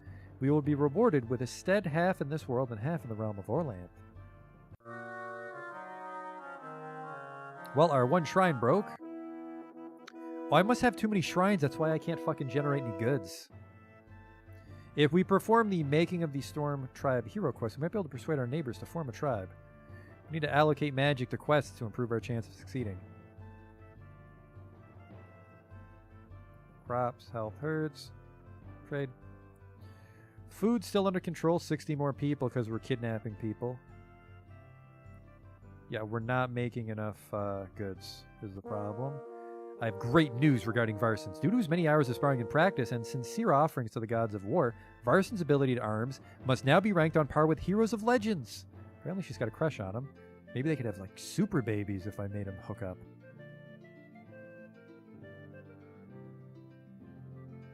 Yeah, like, could the clan maybe fucking be happy? We've literally beat the Harani so bad they've moved away. I don't know.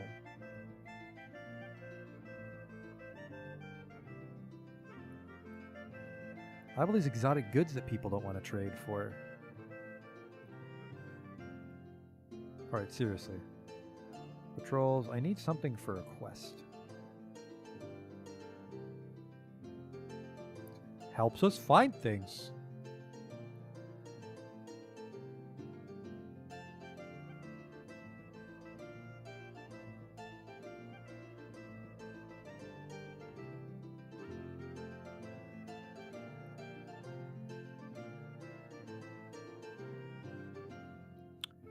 The Making of the Storm Tribe. Everyone wants to do the Making of the Storm Tribe.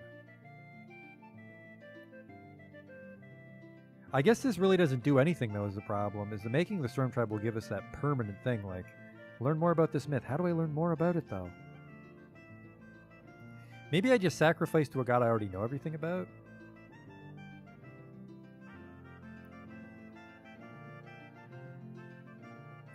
Yeah, I guess just purposely sacrifice to mysteries, wouldn't it?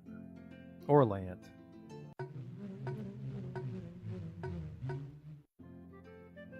$15 for mysteries. I guess I could also just sacrifice cows to Orlanth when the drought comes. The Woad Ritual.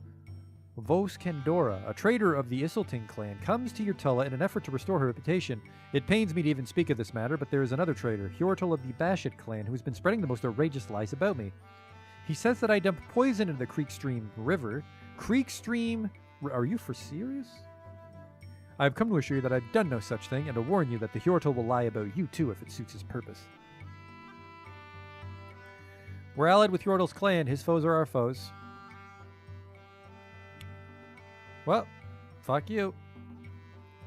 Livid. Voskendora fled Artella, promising that all would know us as Hjortul's dupes. The people were pleased that we had scolded her. I think that helped the mood. Sacrifice. Really worried about our cow situation here. We learned the details of Orlanth and Aroka. I think somebody wanted to do that. The nobles of the Brown Bears recently averted a feud with the Hendart clan. We should remember the possible advantages of sending emissaries to our neighbors. We're allied with too many fucking people. You told me that yourself. We're trying to form our tribe. Everybody around us loves us. So we just gotta make a pretty... Orlanth and Aroka.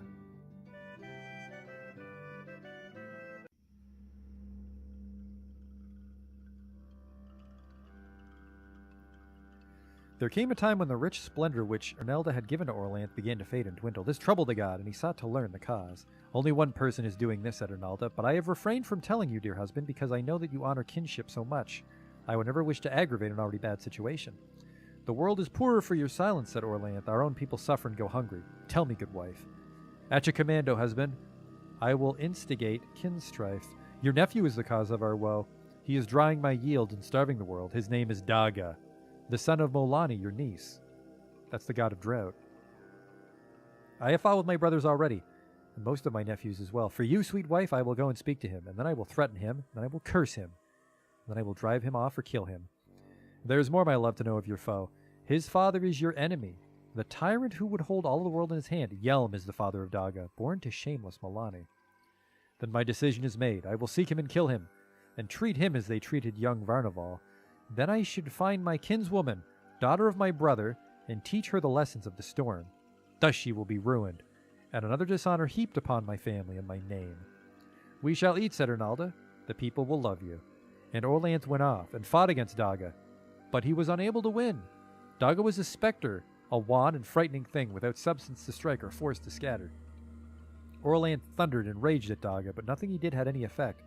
Neither could Daga hurt Orlanth, so soon Daga turned and simply ignored the god. The people had seen Orlanth come forth to fight, and they cried out to him, not knowing that he was powerless to overcome their foe. Hearing their cries, Orlanth knew that he had to find a way to win. Orlanth sought a long while, testing many weapons and inventing many new attacks, but he was no closer to success when Ernalda came to him again. Husband, forgive me, for I was wrong when I said that there was only one who has acted against our people. There is another foe, and that other has also turned on its kin. Wife, you bring welcome news, because if there is another who has broken ties and no kin of mine, my strength will not fail. Who aids Daga? Your old enemy, the Blue Tribe, my lord, have called upon the powers of the deep. Aroka, the Blue Dragon, has answered the call. Aroka crawled in secret to the stead of Heller, the Lord of Rain, and ravaged Heller's stead until Heller came to defend his home. And although Heller is the Blue Tribe's own, Aroka swallowed him whole, and now the monster hides within its lair, holding the rain that could protect the people from Daga. I have fought with the Blue Tribe already. I have beaten the Blue Tribe's elders and tricked its champions. I have bested the Blue Tribe's armies and slain its magicians. I will teach this dragon the lessons of the storm. Aroka had great powers. Its eyes could paralyze any intelligent thing. Its tongue could choke any physical thing, and its breath could destroy any spirit. Orlanth prepared himself against the monster. He brought a sack with the 4 winds in it, an ancient flint sword called a clanth, a twisted vine which held the upper wind, and a leather rope which held the lower wind. He spent a year chanting songs of power and ate of Ernalda's splendor bread, and drank crazy black wide brew. Orlanth was delayed in his voyage, first by Krakos, the troll avenger, who was angry because Orlanth broke his father's legs. Orlanth defeated him and took his dark wind. Then came Gagarth, the left blowing wind. Orlanth beat him too. He took the wind of above from him. As he traveled, Orlanth reached the place of strangers, and there he met the Dark Woman. This child was born later, and it was called Crushing Noise. At last, Orlanth found the lair of Aroka, which lay past the Poison Thorn Acre. Orlanth came out of the north to attack. Aroka the dragon refused to rise to confront the approaching god. Orlanth released the Dark Wind first, which bears the howls of lost souls. It filled the creature's lair so it could not bear to be in it, and so it rose to fight. First Aroka opened its eyes to destroy the mind of Orlanth. The storm god released the 4 winds, and they cast their weapons at the eyes of the dragon, blinding it. Aroka lashed out with its tongues. Orlanth released the upper wind, and this dried out the snaking enemy. Aroka roared out its final breath, but Orlanth captured it inside the magical sack of winds and threw it away. Then Orlanth strode into its mouth and seized the upper jaw with its hands, and placed his foot against its lower jaw, and with a shout of victory tore the dragon asunder. A great flood of blood, water, and mead swept over the land. Inside was Heller the rain god, who was Orlanth's friend afterwards. Heller and Orlanth went against Daga, pounding the land and covering it with rain. Orlanth captured Daga and put him in an iron jar. Soon Ernalda was nourishing again, and drought was banished for as long as Orlanth was chieftain.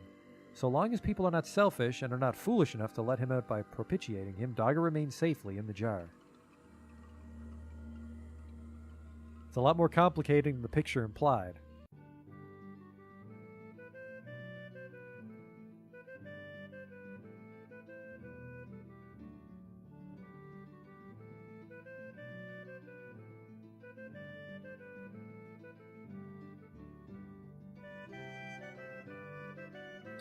And holy shit, am I terrified to do these hero quests. I gotta remember like 10 paragraphs worth of shit.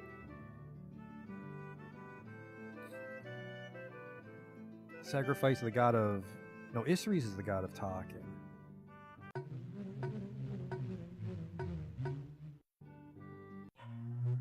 Spare grain. Salinarg, a Thane of the Badger clan, comes to ask if you know the details of the contest story and if you will share it with his clan. We wish to improve our ability to move about in the realm of the gods, he says. He reminds you that you owe his clan his favor. We don't know these details. If we teach them secrets, they'll prosper in the realm of the gods and may bring back powerful weapons. It costs us nothing to tell a sacred secret. Do we know this? Do we? I think we're friends with the Badger clan. There you go.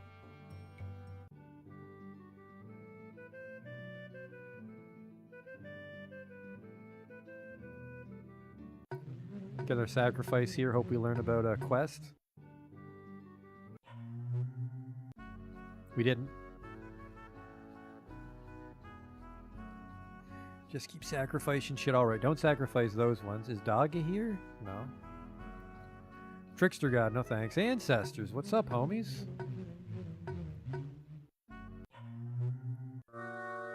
The Bachati have a new chief, Jastakos. He is known for his impiety and occasional stammer. Their former chief stepped aside after Weapon Thanes refused help with the harvest.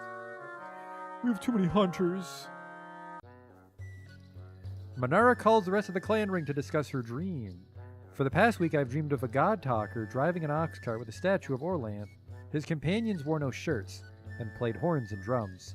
But the oxen were from some foreign land, and the god talker never took a breath. When the cart gets to our boundary stones, I wake up.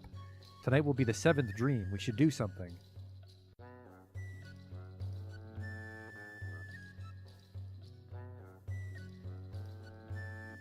Let's meet them at the boundary stones. Or welcome the procession. Yeah, it would be a statue of Orlanth. Welcome. If we help them, they may help us. Welcome. The god talkers hastily prepared a ritual, sacrificing an ox cart and all the accoutrements from the dream. That night, Manara dreamed that she drove our cart to meet them. The strange god talker gave the greeting, and Manara replied. The two then exchanged gifts. Manara can't recall all of the dream, but the travelers headed on towards Stormwalk Mountain. The next morning, our god talkers had new insights into the myth. Making of the Storm Tribe. Perfect! Now we know how to do it. How fucking big is this one? Yeah, so Orlanth overcomes various tests to convince rival clans to join together. Oh my god.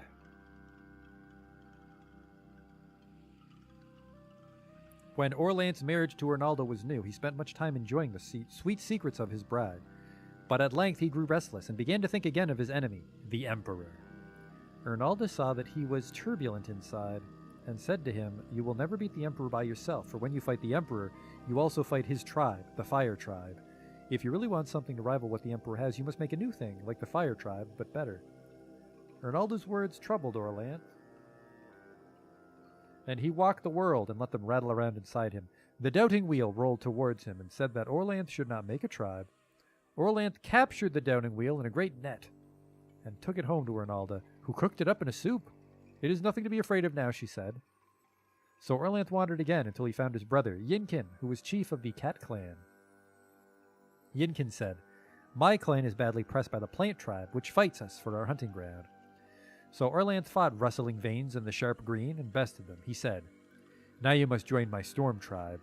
Yinkin agreed to make the Cat Clan part of the Storm Tribe, so long as his new tribe had a way of remembering its good laws. So Orlanth searched for some good laws and found the Knowing God, who was the head of the Masks on Bark clan. The Knowing God was trapped inside a great cube. He said that the Stone Tribe had put him in there. Orlanth ruined the cube so that it fell apart. Orlanth gave the Knowing God one of Yinkin's old claws and said, Now you must join my Storm Tribe and help us remember our good laws. The Knowing God agreed to make Marks on Bark clan part of the Storm Tribe, so long as this new tribe had fierce warriors. So Orlanth looked for fierce warriors and found his brother, Vadris, who was the boss of the Hurt Everything clan. Vadris wanted to go off to fight the Blue Tribe, and wouldn't listen to Orlanth's plan, so Orlanth said they should arm wrestle instead.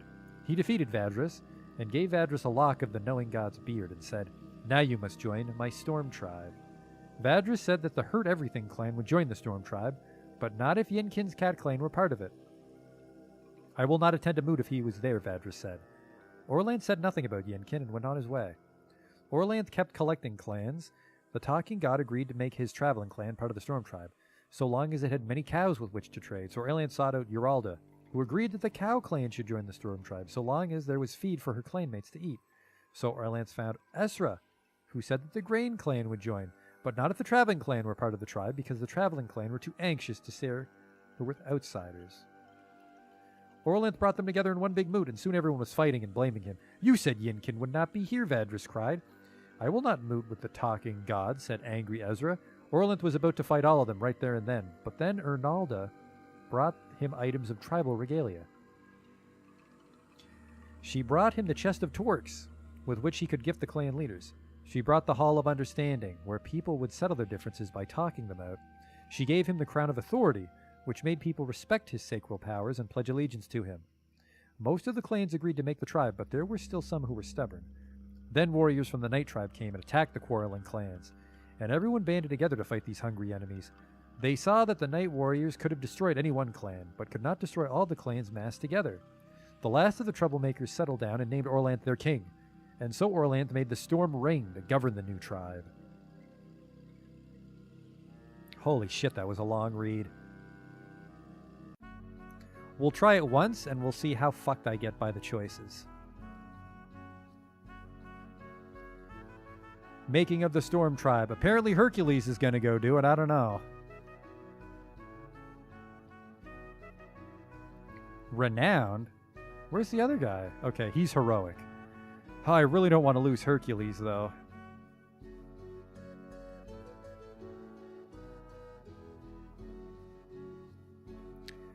This quest can improve our tribe's mood, reconcile our tribe with another clan, regain the king's favor, gain tribal regalia, which is what we want, ward off rebellion, make our clan kingmakers, improve our political reputation, or make the quest a strong leader. Okay. We're going to risk it. The people have gathered their magic to help propel Kalar into the realm of gods. Give Orlanth's blessing for tribe making. Kalar enters the realm of the gods, where she begins to feel the restlessness of Orlanth, because the Emperor is strong and denies Orlanth's proper place in the world. Ernalda tells Kalar that the Emperor's advantage over Orlanth is his tribe. If he is to challenge the Emperor, Kalar must also make a tribe. Kalir goes wandering, considering her words until the doubting wheel rolls up. It tells Kalar not to make a tribe. If you put yourself above all others, you'll be just as bad as the Emperor. The people will expect you to tell them what to do, and in so doing, they will steal your own freedom, which is the thing you value most. Catch the doubting wheel in a net and then cook it as soup. When she threw a net over it, the doubting wheel shrank down and became a tiny thing, small enough for Kalar to put in her purse. So Kalar wanders again until she finds Yinkin, who is head of the Cat clan. Yinkin says, "My clan is badly pressed by the Plant tribe, which fights us for our hunting ground. If you fight them and beat them, I will join your tribe." Kalir faces the Plant tribe champions, Rustling Veins and Sharp Green. I fight both. Hints 1. I don't think I want to waste it on this one. Assuming that the Hero Quest dimension is like, who wants to be a billionaire? Let's do it. Fight both of them. She tore off the many feet of Rustling Veins, which gave it its sustenance. She blunted the many swords of Sharp Green, which gave it power. The Plain tribe was defeated, and Yinkin said that his cat clan would join the Storm tribe, provided it finds a way to remember its good laws. Kalar finds the Knowing God, who is head of the Marks on Bark clan. The Knowing God is trapped inside a great cube. He says that the Stone tribe imprisoned him because he tried to make new knowledge about them, and the Stone tribe hates new things. Smash the cube. The cube was broken, and so was Kalar's hand. The Knowing God, who hardly ever smiles, could not stop laughing. "I might come to your confederation," Moody said, "if these tears of mirth ever end and I regain my sight." Kalar finds his unruly, violent brother Vadris, who heads the Hurt Everything clan. Vadris wants to go fight Yinkin's cat clan. "Yinkin scratched me, and some of my essence leaked out onto the ground. I cannot allow attacks to go avenged, so Yinkin must suffer my wrath." We give him a claw. Oh, wait. Don't mention Yinkin. Find other clans instead. Kalar keeps collecting clans for the new tribe. Sometimes the chieftains of these clans make unreasonable requests, or they make contradictory demands. Isres will only join if Uralda does, and Uralda will only join if Ezra does, but Ezra will not join only if Isres is kept out. Kalar tells them all what they want to hear, so when it comes time for Confederation mood and they realize that she cannot please them all, the chieftains start to fight and blame Kalir. Wait for Ernalda to bring tribal regalia. Ernalda brought her implements of tribal regalia. She brought the chest of torques, with which she could gift the clan leaders. She brought the Hall of Understanding, where people would settle their differences by talking them out. She brought the Crown of Authority, which made people respect her sacral powers, pledge allegiance to her. Most of the clan agreed to make the tribe, but there were still some who were stubborn. Then, warriors of the Night Tribe come and attack the quarreling clans. Direct the others to fight the Night Tribe. Everyone banded together to fight these hungry enemies. They saw that the Night Warriors could have destroyed any one clan, but could not destroy all the clans massed together. The last of the troublemakers settled down and named Kalir their king. And so Kalir made the Storm Ring to govern the new tribe. We did it. Kalir returns to the land of mortals. Her quest is a successful one. The God Talker said that our next attempt to make a tribe would benefit from the favor of Orlanth. Thank you, Lady Hercules. This year's not a good time, Manara. Oh man, we did it. Now, how the hell do we make a tribe?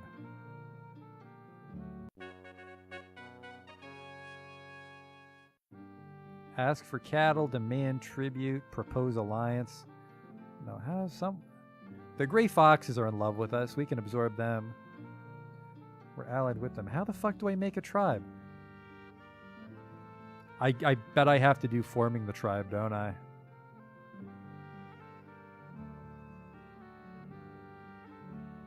Maybe. Let's check the manual. The tribe. You can play King of Dragon Pass for a long while without winning or losing. Eventually, however, if you don't win, you will lose. You'll know you're on the right track in either the short game or the long game when it becomes possible to form a tribe. Prophecies and crises will make it clear when and how to go about starting a tribe. Tribeless clans in your area aren't going to come to you about starting a tribe. You'll have to prove yourself to them and convince them to join together. There are two prerequisites for starting a tribe: kingship and the making of the Storm Tribe hero quest. Kingship is a reputation for noble, generous, and daring actions that would have suited Orlanth himself. In practice, the two common methods of gaining such a reputation are heroic acts and kingly generosity. Heroic acts include slaying monsters, defeating enemies, uniting many clans against a terrible foe, and successfully performing hero quests. Clans that never dare great things fail to live up to Orlanth's example.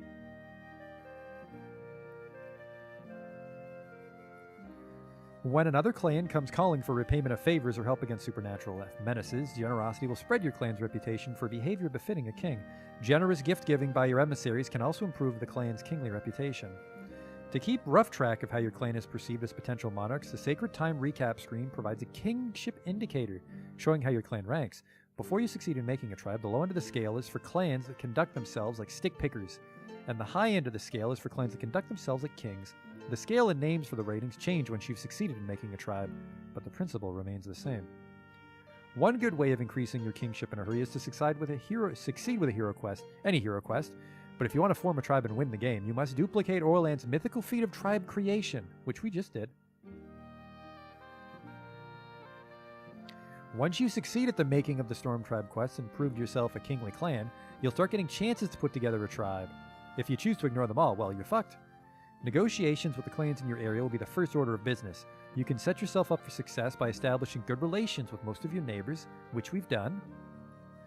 To increase your odds of success, start each negotiation by offering gifts to the other chief. They won't always be accepted outright, but even reciprocal gift-giving will soften the clan's attitude.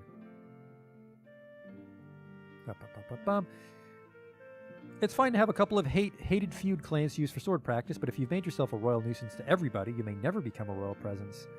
In order to talk other clans into joining the tribe, you'll have to make promises about the good things the tribe will do for them.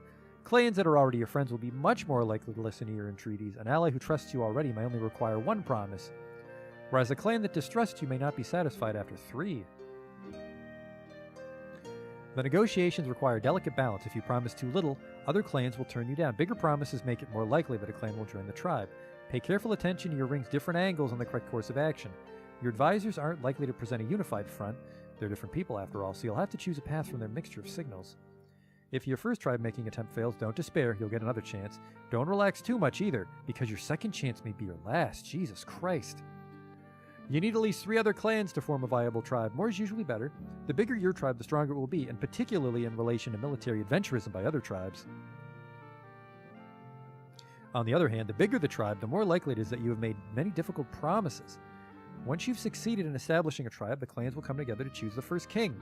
Only a few of your leaders are viable candidates. Your chief, your war leader, your law speaker, your best hunter, your best farmer, and the leader with the highest score in everything. To win the game, you need to have one of your leaders chosen as the king or queen, but this doesn't necessarily mean you need to win the first election. If you're unable to become the first king, you'll have other chances later in the game when the current king dies. The tribal game isn't a complete departure from the clan level game. Holy shit, the game changes.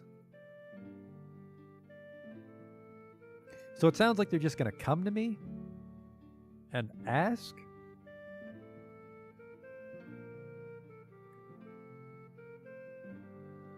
Let's explore a little bit, I guess. Wait for spring.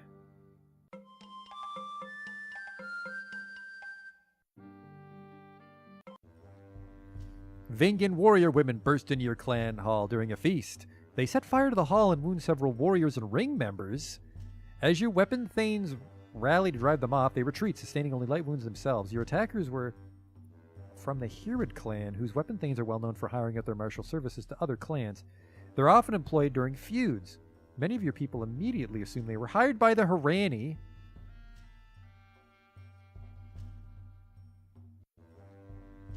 I have no specific advice to give. They fucking hurt Commander Riker.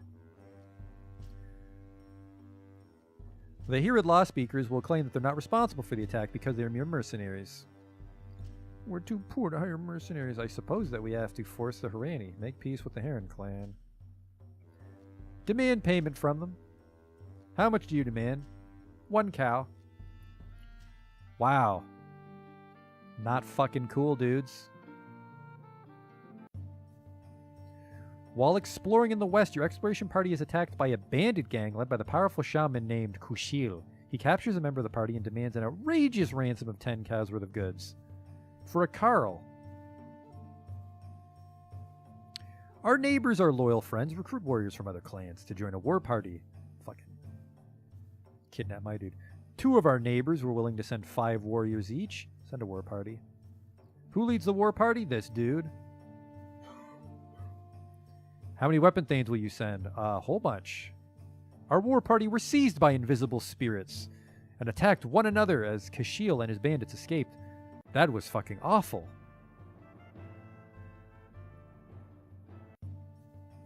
Carl's catch a man trying to sneak into his stead at night. He wears the insignia of Clan Eagle. He identifies himself as Darndrev. Housed in the stead were a number of valuable items, including Humac's Raven Banner.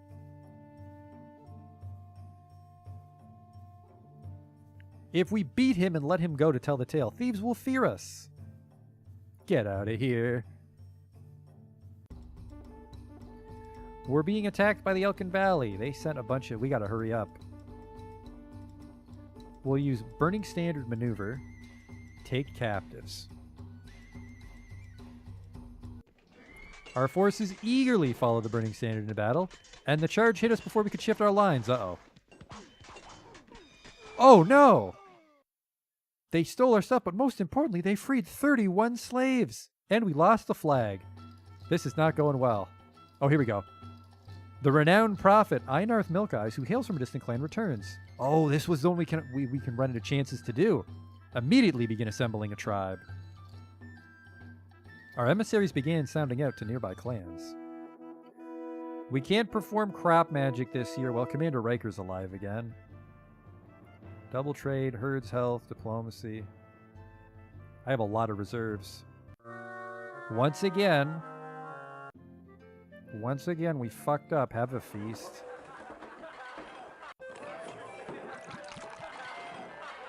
Actually, what if I do a feast without neighbors? Orlerant, a thane of the Blue Jay clan, comes to ask you to make good on a favor you owe his people. We ask that you gift us with food in return for considerations we've given your clan in the past, and in recognition of the goodwill between us. He asks for enough grain. Absolutely. Give him what he wants. Our Carls were displeased with us, for we had given Orlant more than custom demanded. Should have consulted the ring. Here we go.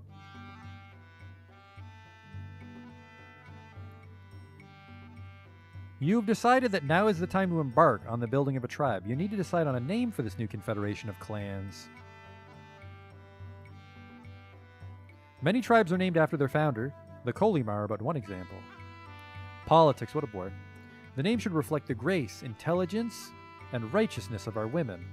Name it after me. A true name resounds through the ages like the roar of the wind in the forest.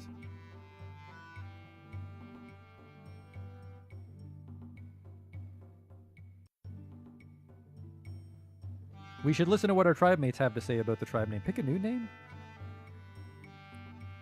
Our clan will be called the Shifting Cloud. The Shifting Cloud Tribe. I put a space in there. Well, we're still doing it. You need at least 4 clans to make up a tribe. The Grey Fox. We arranged for a meeting a few weeks hence. The Grey Fox clan should be in love with us. Have a large feast. Holy shit, I'm running low on food. Maybe ease up on the feasts. Let's explore a bit over here. I've been having some bad luck. A lot of people getting attacked by bandits when they're out exploring. Farming, we have too many, yeah, too much of that.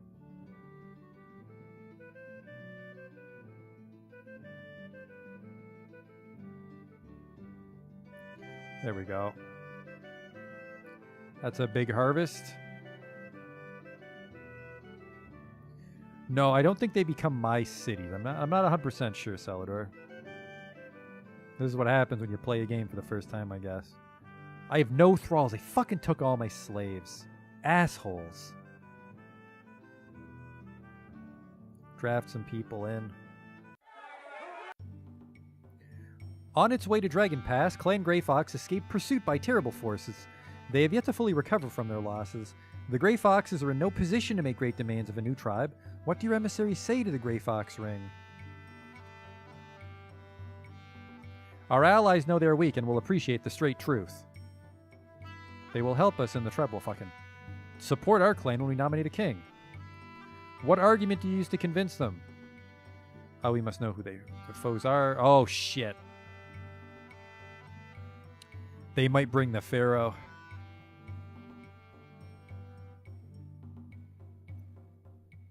They prefer blunt truth.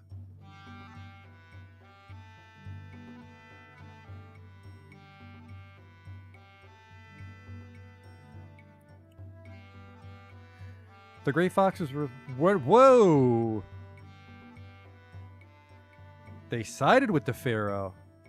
We're doing you a favor. They said that they would help us and that it was good that we frankly told them what they wanted in the clan. We heard enough lies from the Pharaoh's men. We've been running for a long time. It will be good to have the shelter of a tribe. We shall attend the mood of your confederation.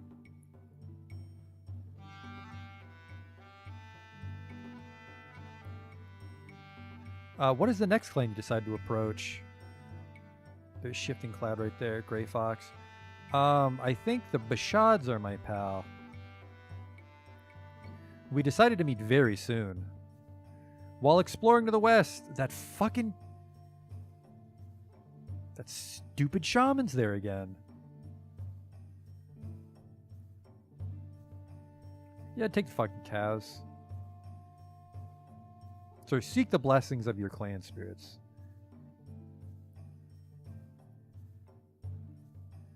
Our ancestral spirits spoke to our god talkers. They said they would aid us against the spirits who served Kashiel the bandit. And then recruit other people. Send the war party. We're not sending Commander Riker.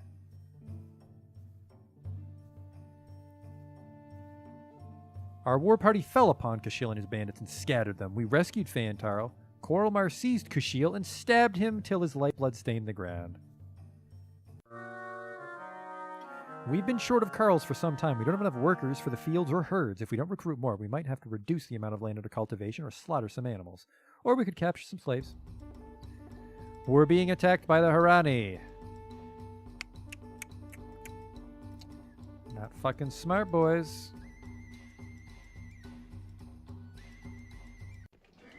We rushed them while they were still sacrificing their gods. Huh. We actually got slapped around quite a bit. I don't know how those guys bounced back so easy. There, the clan mood is contented. We're fine now. Have a little feast. 37 new Carls with their 50 children. Clan Bashad, famed for its robust pig herds, wants the following if they're to join your new tribe. Each clan of the tribe must sacrifice a dozen pigs to Merlota, the pig mother, each year on her high holy day. A pig mother priestess must sit on the tribal council 1 year in 4. The tribute they pay to the blue spruces for the bad smell of their herds must be ended. The other clans of the tribe must each supply them with 10 baskets of acorns a year. This clan wisely uses its wealth to support its weapon thanes. We should do what is necessary to recruit them. I only have to do one. They ask for many strange things. We must extract other concessions from them in return, or the other clans will reject the deal. We can easily afford to provide them with acorns. It is contrary to custom. Yeah, acorns it is. They said their pigs will be much fatter and tastier. Oh fuck, I gotta do multiple things.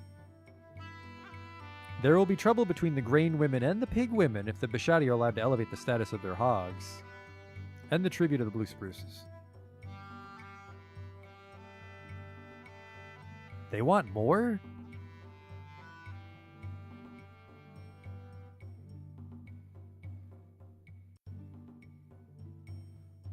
I think these guys are kind of tough. I don't think I could boss them around into using their wealth.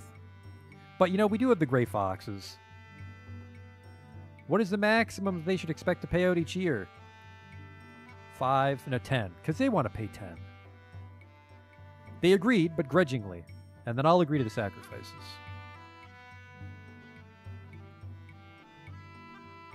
Okay. Are you fucking serious, dude? I should have started with the gifts. 25 cattle and 10 goods. I appreciate the gesture. To show that we Bashad are also interested in this tribe you speak of, please accept these tokens of our respect. Fuck off. We had to give up our efforts to make a tribe with the Bashadi when the talks broke down in the fine details. In spite of our good wishes on both sides, when it came time to ask them to attend the Confederation moot, they refused us. Wow. They fucking thought they'd get everything. Heron. You know what? I could fucking force the herons in.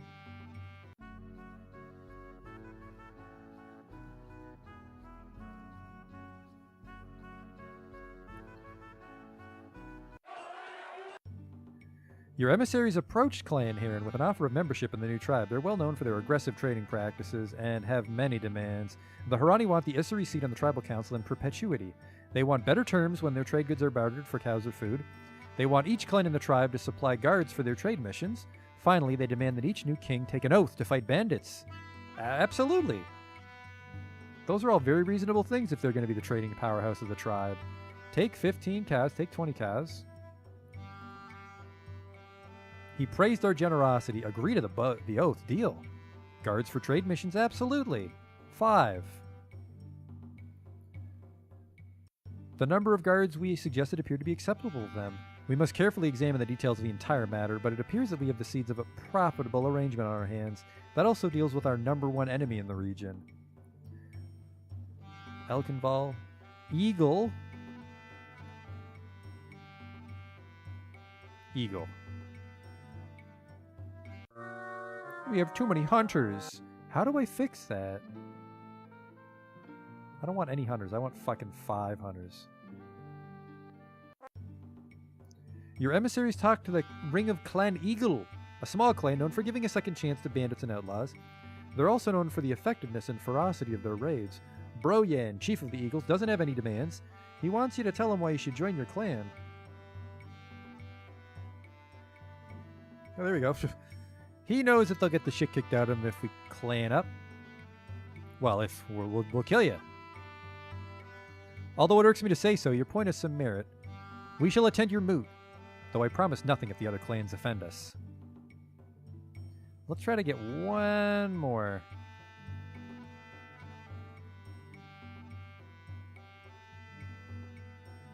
BlackRock's pretty... No, BlackRock's right there. Let's try to get them. I think we can chum up the BlackRocks. Your emissaries approach the earliest clan to arrive in the area, the BlackRocks, to see if they want to join your new tribe. We might be interested if you promise to make war on our enemies, the Beast Folk. I fucking hate Beast Folk. You must also perform an annual ritual to propitiate the spirit of the stone cross we took from an old boundary between Hjortland and Dragon Pass. And naturally, as the senior clan in the area, we require seats on the council. I will fucking beat the shit out of those guys. Give gifts.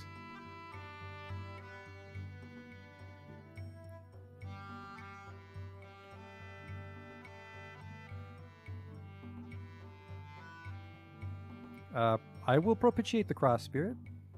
Hopefully this is enough because I'm not letting them on the council. They were willing to accept a token sacrifice every sacred time. It is our right as one of the first clans to defeat the menace of the cross line to take the forefront of this confederation moot. We will be there. That should be enough. Oh shit, everyone's making little clans now. Oh, never mind. Herons are just over there. So I need to get, if I can get the Boscavi.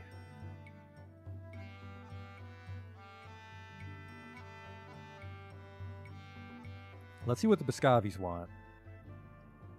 If the Boscavis are reasonable, I'll let them in.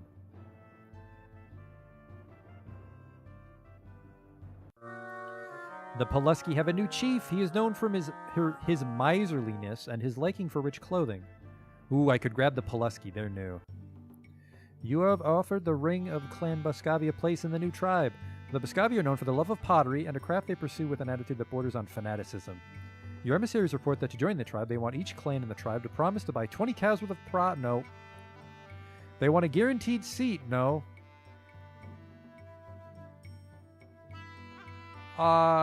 Goodbye. Can I get the Pulaski? Really, I can't get the Pulaski. They're too far away. I guess I can just try to get everybody nearby, can't I? What do we got here? 5. A tribe will not change the facts for death.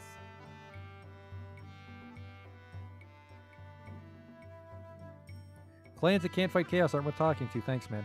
We don't need any more clans. All right. We have enough. You and the BlackRock, Eagle, Grey Fox, and Heron clans all gathered for a moot of confederation. It soon becomes clear that there are serious problems with the deals you negotiated. The concessions you gave to some clans displease the chieftains of other clans. When this is made clear, the chieftains who won these concessions become offended. 2 of the clans are especially unhappy. It looks like this new tribe of yours might be dead in its cradle. 25 cows for each... Oh, you know what? Just to save the tribe, yes.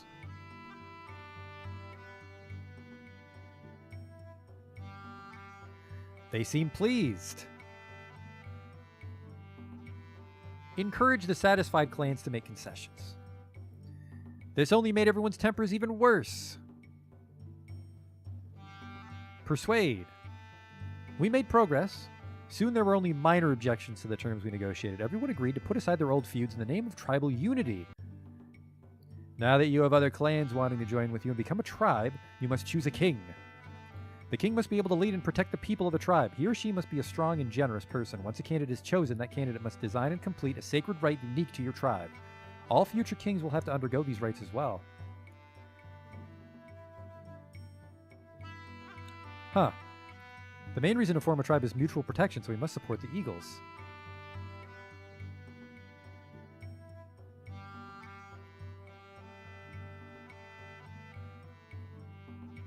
It is rare for 2 consecutive kings to be chosen from the same clan. Even though I feel that I could lead the tribe, we must better our relations first. You know what? The Grey Foxes have to vote for me, so I'm going to risk it. I nominate me, specifically Commander Riker. How much are you willing to spend on gifts on the other clans? 20 goods. 30 goods. and 15 cows. And we are in so much fucking trouble cow-wise. How many warriors do you bring with you to the moon? Why are we fighting? I'll bring 15 weapon thanes and 15 footmen. We gotta look tough. I'll bring 50 footmen.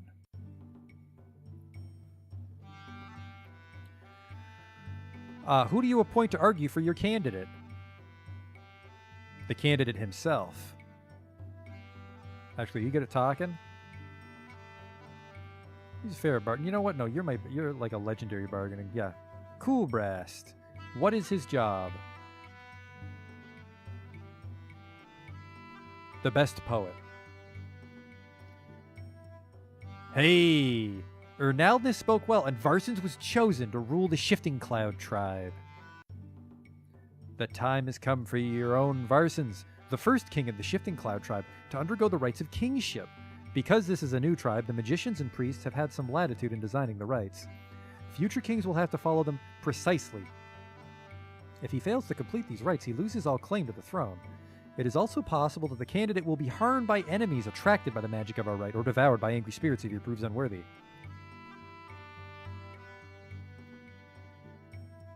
If we ask the other clans to add to the tribal regalia, they'll be anxious to please. We need not do it ourselves. After his failed attempt to replicate his father's rights of kingship, Ergranison burned for 7 days. Everybody knows that a tribe is doomed to fail if its magical regalia is not strong enough. We've given away enough cows already. The gods will have to be satisfied with the sacrifices of others. Soon after Varsin succeeds, we can begin building more temples for the entire tribe to use. The entire tribe shares temples? Make sure the regalia is good enough. Do you want to add any of your treasures to the tribal regalia? Oh, shit. Because that implies... No, you know what? The Raven Banner, because I'm afraid to use it.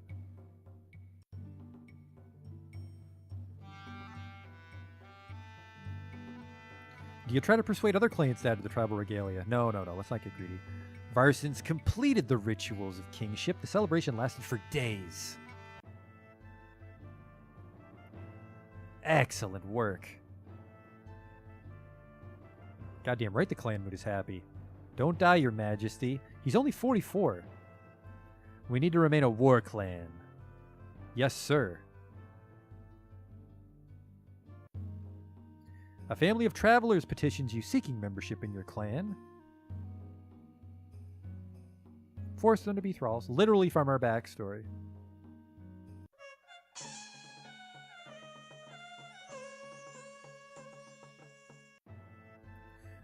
Oh, look at this. The menu's different now that we're the king. We can't perform crop magic this year, so we're trying to go from Bad King Ergrain to Hjort.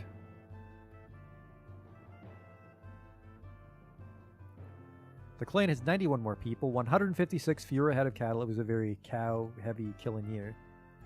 Food's getting a little tight.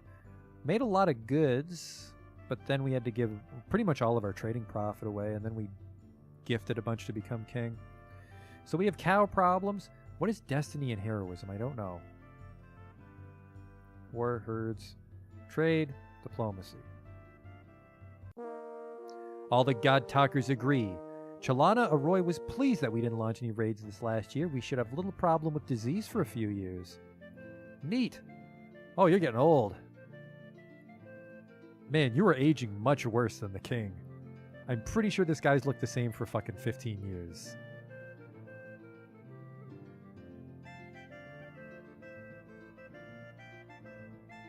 I don't know what to do now. Winning? To win the short game, you need to put together a tribe. Once one of your leaders becomes king or queen of the tribe, you'll have 10 years to perform 2 hero quests. One of these hero quests must be the quest related to your main deity. Orlanth and Aroka, Ernal defeats the tribe, or Elmil guards the stead. If you're still king in 10 years, and the claims in your tribe think somewhat highly of you, and your clan has enough cows, you'll win. One warning, once you win the short game, you can't simply keep playing and go for the long game win. Your game ends when you win or lose the short game. So we have 10 years to do these 2 quests.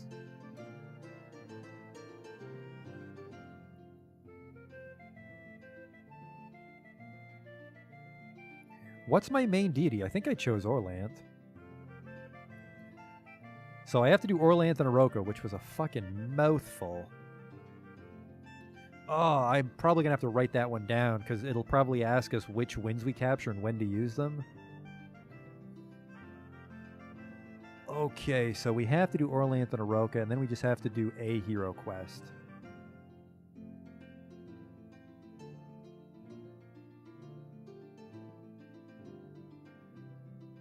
Actually, you know what? I think maybe Orlanth forms the Storm Tribe counts, because I don't think you need to do that one to form a tribe. The long game will eventually lead you into a series of adventures where your king or queen tries to unify all of Dragon Pass. We just have to be a successful king of the Shifting Cloud tribe. I gotta go to the bathroom though, so I'll be back in a minute.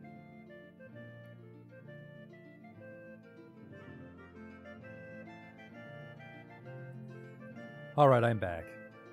I was actually not taking a massive shit. I had a light snack, and then I decided that maybe I should just have fucking Varson's write on his hand how to do the hero quest so we can finish it. Because Orlanth and the Oroka is fucking massive.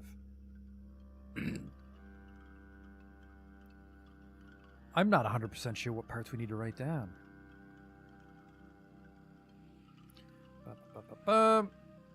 So yeah, so like his wife's having trouble growing crops.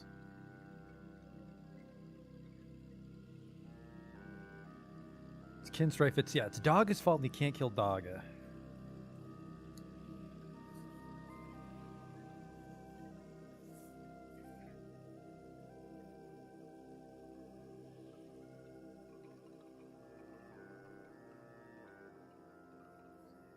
And then he goes to Daga and can't hurt him. Oh no, it's the son of Molani, that might be important.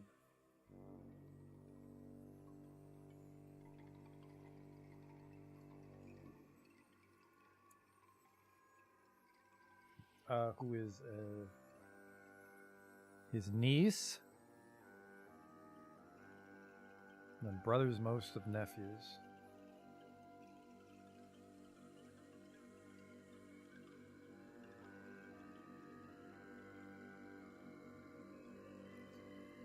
Oh fuck this, but yeah.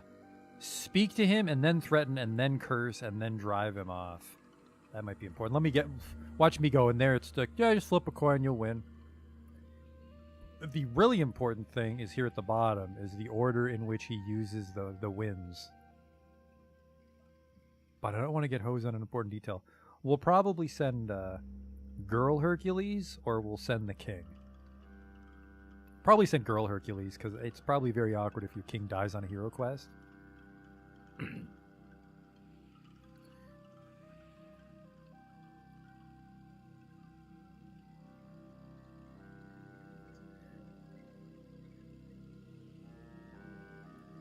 Okay, yep, Yelm is the father. Young Varnival? Jesus Christ.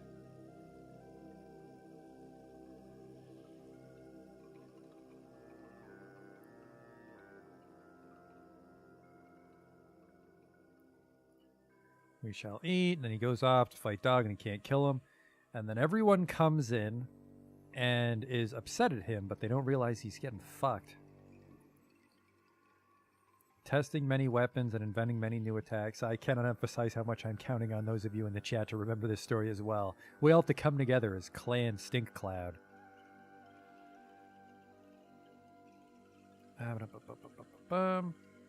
There's one other.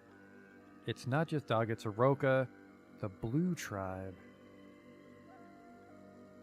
I don't think that girl's hand is big enough to hold all this information, even though she's probably got big manly hands.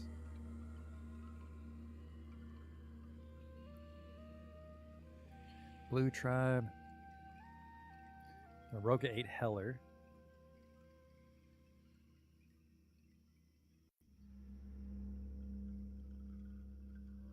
This might be important. Beaten their elders, tricked their champions, blasted their armies, and slain its magicians. Okay, here we go. The eyes paralyze.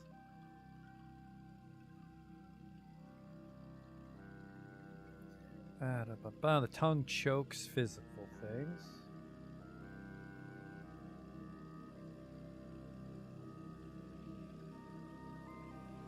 And its breath can destroy any spirit.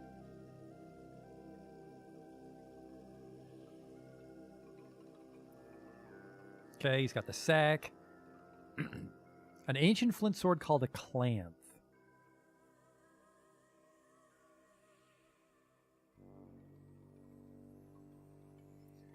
The clanth, a twisted vine which held the upper wind, and a leather rope which held the lower wind.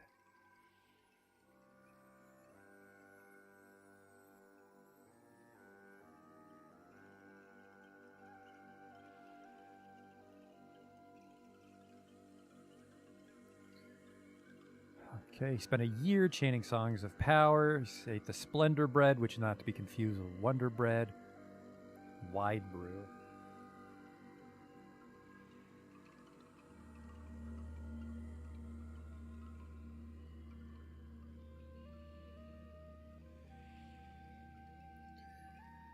Okay, here we go. He was delayed by Krakos and took the dark wind.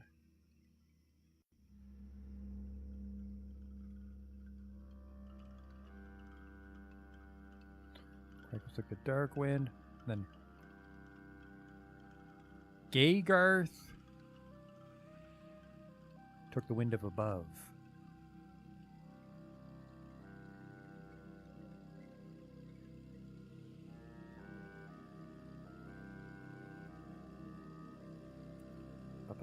And then he traveled. He reached the place of strangers.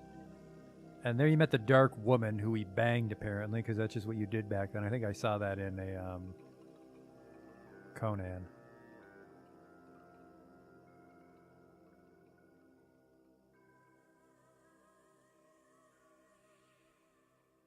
Crushing noise. Found the lair of Aroka, which lay past the Poisonthorn Acre.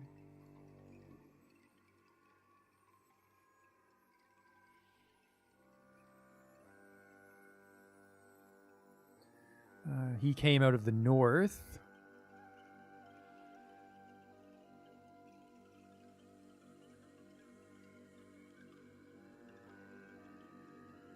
Okay. Yeah, and then Aroka didn't want to fight him. So then he released the Dark Wind first.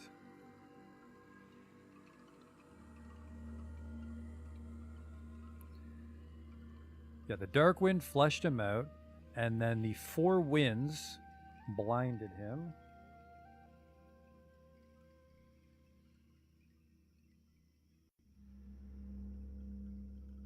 The Four Winds blinded him. And then the Upper Wind stopped his tongues.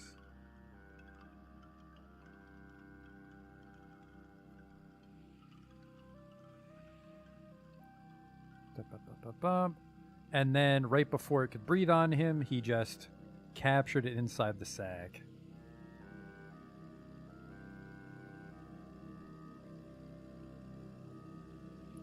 Captured the sack. And then he stood in his mouth, ripped him in half. Heller was inside, obviously. And then they beat the shit out of Daga and trapped him in an iron jar. All right. 50-50 chance we'll complete this hero quest. We might kill Hercules. All right, no pressure. Coralmar, where is she? Where the hell is she? Hercules isn't going to do it. Where is she? Did she die on me? Did she get married off or something? Where the fuck is she? What's her name, actually? Her picture might have changed.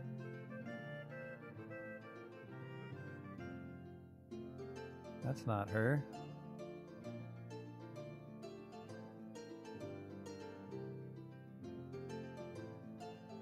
Is that her? Bargaining combat.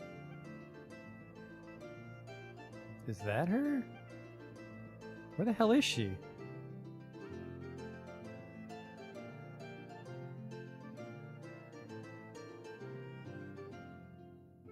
Like combat heroic. She should be combat very good or combat renowned. What the fuck? What the hell happened to Hercules?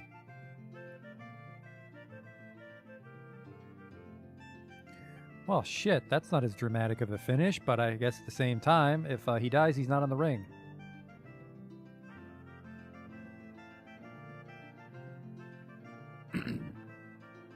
All right.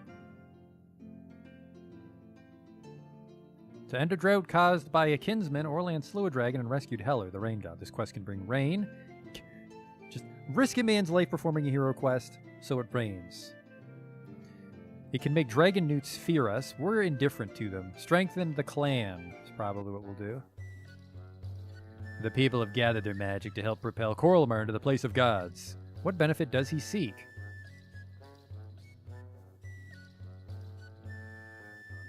You know what? Just treasure. The Ernalda priestess says the words that Ernalda once said to Ornath. Only one person is doing this, but I have refrained from telling you, dear husband, because I know that you honor kinship so much. Coralmar speaks the words of Orlanth and bids her to continue. At your command, O husband, I will instigate kin strife. Your nephew is the cause of our woe. He is drawing my yields and starving the world. His name is Daga, the son of Milani, your niece. Okay, here we go. I will speak to him, and then threaten him, and then curse him, and then I will drive him off or kill him.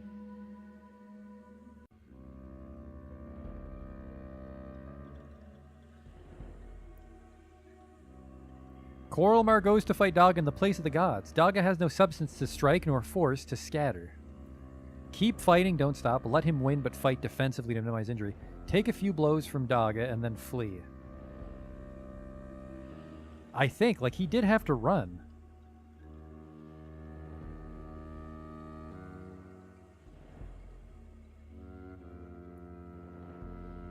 Knowing that Orlanth was defeated during this stage of the myth, Coralmar took enough blows from Daga to complete the requirements, then quickly fled.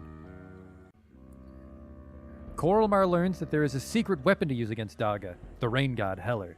But Heller is trapped in the belly of Aroka the dragon. Coralmar gathers the weapons, the sack with the 4 winds in it, an ancient flint sword called a clant, a twisted vine which holds the upper wind, and a leather rope which holds the lower wind. He eats of Vernalda's splendor bread and drinks crazy black white brew. Then he goes off in search of Aroka. But on the way, Orlanth is ambushed by many enemies. Man, I wrote down way too much. End the quest immediately. Evade the enemies. Beat the enemies and take something from each one. The first enemy is the Troll Avenger. With 7 blows of his flint-toothed clanth, Coralmar slew the trolls and took their weapon, the soul-cutting Darkwind. The second foe is Gargath, the Darkwind. Gargath buffeted Coralmar with the full force of his greatest weapon, the awesome wind from above, tearing the flesh from his face and scalp. He was driven bleeding from the realm of the gods, and reappeared on the ritual ground to the disappointment of the worshippers who had invested so much energy in supporting his journey. What the fuck? Beat the enemies, but take something from each one. I think that was the right choice. He might have just been too weak.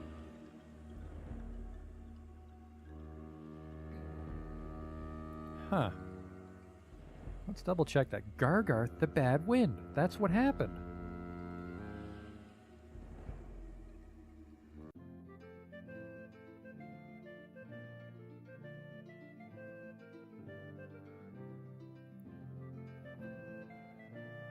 Nobody... Why is nobody... There we go. Now we're getting to the very goods. Yeah, that's the right choice. Think I just fucked it up? He's heroic in combat, but I don't want the king to die. Let's send in this guy. Treasure. Can't do it. Shit. You know what? We're going all in then. Send the king.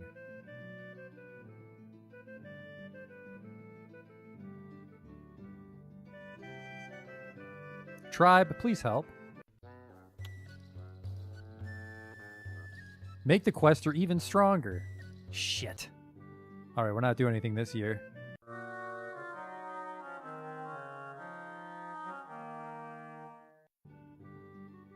The dude was just shitty at it. I want to know what the hell happened to Hercules, girl. Our farmers are working hard, but there's not enough of them. I think our fields are just fucking massive. Vandarl, a prosperous herdsman of the Gorand clan, has come as an emissary from his clan leaders. He offers you a gift of 38 bushels of food, but says that the Gorans would consider this a repayment of a favor they owe us. Okay. Our clan magic's depleted. Yeah, let's just go all in on quests next year. Is there anything that helps me with quests?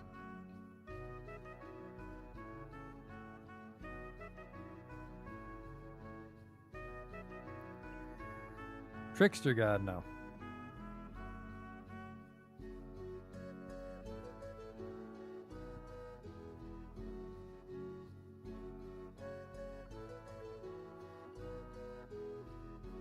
Oh yeah.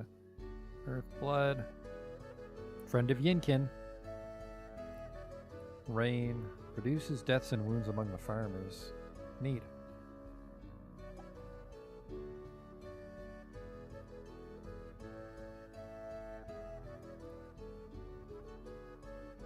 I don't think there's any quests that help with... sorry, I don't think there's any temples that help with quests. Oh well. Well, ancestors. You know what, let's just not. The routes between the clans of the Shifting Cloud tribe are beset by bandits. We're going to form tribes to... Sorry, we're gonna, yeah, go beat the shit out of them. Fight the bandits. We decided to organize weapon thanes from our own and other clans of the tribe to fight the bandits. The bandits were soundly defeated. Those who we did not slay on the spot fed like rippling squirrels and were not seen again. We have too many hunters. The renowned prophet Eintharth Milk Eyes comes to your clan hall bearing a great armband. In a dream, I saw stormcats attending the birth of your new king, Varsons. I heard the thunder of Orlant's approving war shout. I smelled the forge of Gustbrand the smith, making something to herald this day. When I awoke, I found this golden armband at my feet, and I knew that it was your 10-year ring. Hang it high in your hall, among the spirits of your tribe, safe from thieves and bad spirits. Use this ring's magic to strengthen you, and prove your worth to Ernalda by your hero quest. Use its magic to gain another deity's blessing by hero quest. Use its magic to prosper. 10 years from now, if Varsons is still king, if your herds are strong, and your neighbors respect you, you will have won a great victory, and you will be remembered in the sagas. Oh man, I gotta keep Varsons king for 10 years? Einarth is a worthy messenger, but if it is Orlanth the king we must thank. Yep, Orlanth is the king, good call. As we sacrificed, Orlanth's blessing charged the air near the altar. Those closest to the magic felt their hair stand on end, as if Orlanth himself were about to appear in a burst of lightning. How the fuck am I going to get through 10 years, though? Followers of the hunter god, Odela, appeared before you to make an offer. We will gather many other devotees of Odela here and perform a ritual that will increase the availability of game in this area. Naturally, we'd expect your reason to give us this. No. Bye. They said it was too bad that we did not wish to honor Odela. We're being raided. I don't care. Take captives charge. Got magic coming out of my fucking ears here. The Elkin Volley have a powerful Orlanthi warrior who's thrown your foes into disarray. His name is Yorsar.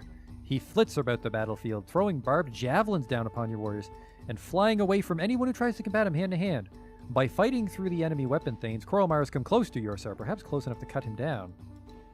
Shoot him out of the sky, as he clearly just wins in hand-to-hand combat. Yorsar's wind spirits deflected most of Coralmar's missiles, but one caught the Windlord in the arm. He roared and flew towards Coralmar, who cast aside a javelin and drew his sword. Yorsar landed atop one of our wounded warriors and laughed to hear the man's ribs snap, so Coralmar attacked in earnest and cut through Yorsar's ribs, exposing his innards. Yorsar cursed and tried to regain the air, but he had only flown 5 feet when Coralmar spun him back to earth with a two-handed blow. Excellent work. There was bitter fighting. Their war magic was stronger than ours. We used 3 magic. We weren't able to take any slaves, but we did fucking kill 43 guys and 5 weapon thieves. They got the shit kicked out of us. Elkin Volley should have joined my tribe, dude. Last battle, our war magic had almost no effect. I think this is because we've not gone raiding in several years and our magic has gone weak. Well, we'll raid in the fucking spring. Calm down, dude. To earn the 10-year ring, we still need to perform the hero quest of... Oh, we have to do Ernalda feeds the tribe. Did we choose Ernalda instead of Orlanth? Is that what happened? Well, we're going triple quest. crops, herds, double destiny, heroism. I don't know. Fucking, I don't know what most of these do. We're eating more than we're making. Okay.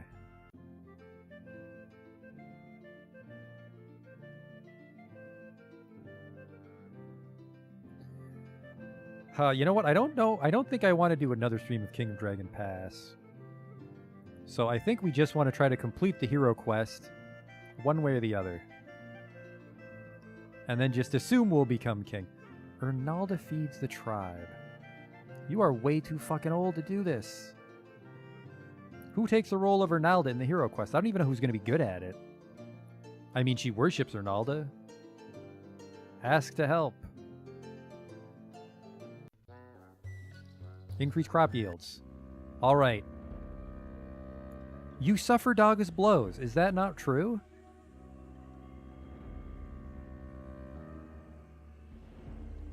There. She felt the cries of the starving people of the Storm Tribe, but she survived. Daga could not kill her. Manara knows that many things which seem to be dead are really just hiding in the earth. Daga has dried up many things, and so the usual holes in the earth are gone. Manara needs to find a new way of making a hole, so Manara goes to Ernalda's grandchildren, the Aldriami, and asks them for one of their seeds. The elves are reluctant to help. You abandoned us, Ernalda, and joined our enemies, the Meatmen. These Meatmen, this new tribe of yours, they are forest killers, and those who kill forests kill us.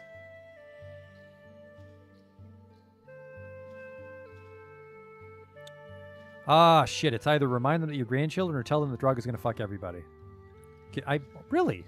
I am no traitor. That was a close one. The elves accepted this and gave her the seed she needed.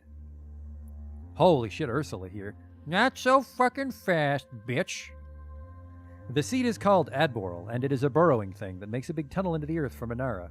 Manara goes into this tunnel where she finds Ernalda's terrible sister, Marangor, the earthquake goddess.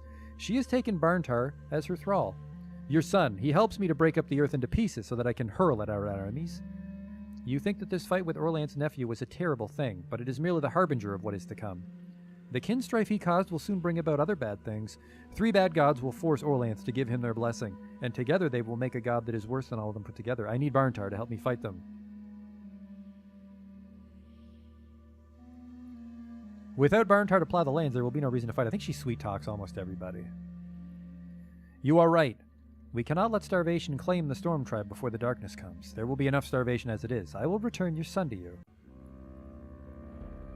Manara goes further into the tunnel, where she finds the cavern of Ernalda's terrible aunt, Tykoratek, goddess of the dead. Tykoratek has been collecting dead souls in her cavern. During the troubles with Daga, Aralda and Ezra wandered in, seeking protection. Manara asks Tykoratek to release the 2 bountiful goddesses, but Tykoratek refuses. What comes into my realm cannot come out again. I cannot set a bad precedent now and just let out anyone who has a good reason to leave. Very bad times are coming. The halls of the dead will soon be filled to bursting with the slain.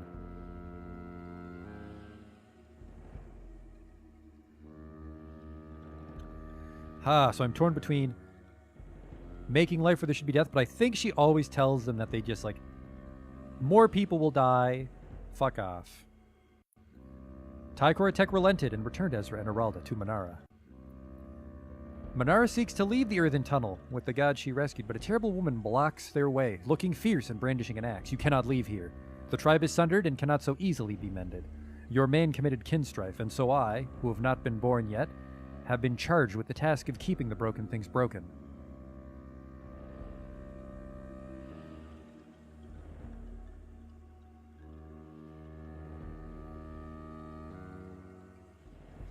I want to say that you are my daughter, let me pass. We're going to have to waste our hint here.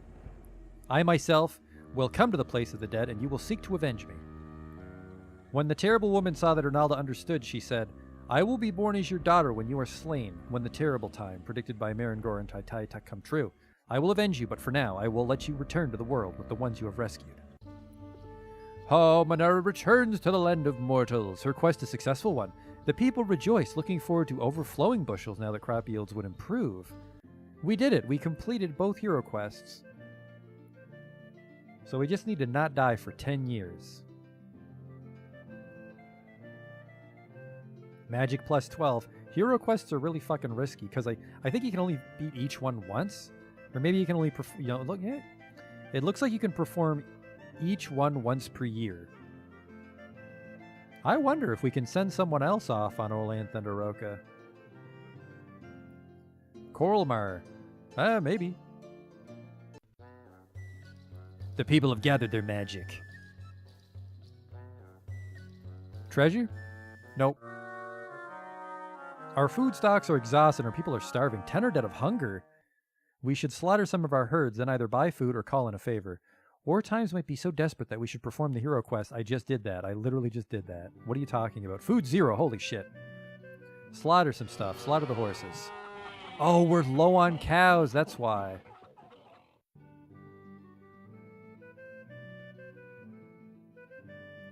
This might get us by. Senior Carls have been calculating how much food will be needed before the Earth season harvest and have concluded that you are headed for disaster. If we don't get more food, we will starve. The people can count just as well as anyone else, and know that the clan is headed for trouble. They have grown restive, and want to know what the clan ring is going to do about it. Go raiding for extra food. We have a reasonable chance of succeeding in a raid. The marsh ducks are perhaps the weakest foe. Huh.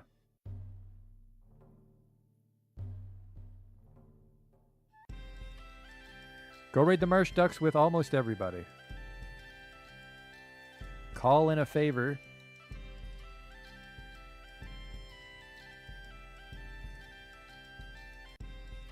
They sent 24 warriors, the marsh ducks. 5 armored ducks and 74 with spears. Sorry, boys. Plunder as much shit as you can. Charge right in. We rushed the marsh duck formation while they were still performing their rituals. We ran through a storm of missiles and smashed into the marsh ducks. The fighting was fierce. Our magic blew away theirs. We drove the marsh ducks from the battlefield, and we were able to plunder their tulla. We took enough food to feed 79 people for a year. Our auxiliaries were able to heal 5 of our warriors. Quack, run for it. The Carls were pleased that we had improved our lot at the expense of the marsh ducks. Our farmers are working hard. A trickster from the Grey Fox clan. Dude, we're in the same fucking clan. Tribe thing. Shifting Cloud. I hear you hero questers were unable to enter the realm of the gods. I completed one successfully this year. Goodbye. No need for that rude shit.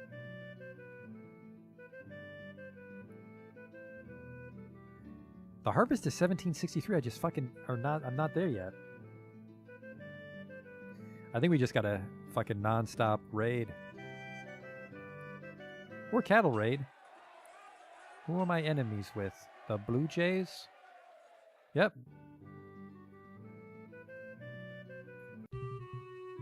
The Blue Jay Scouts spotted us. Whoops.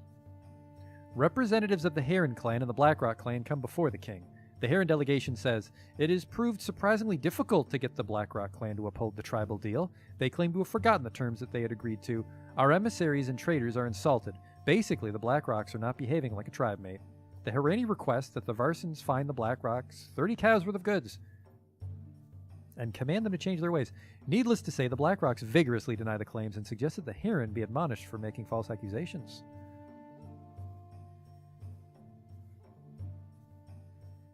This is a chance for displaying kingship. Our magic is strong enough to guide the spirits of our ancestors. Our magic is fucking strong. Divination.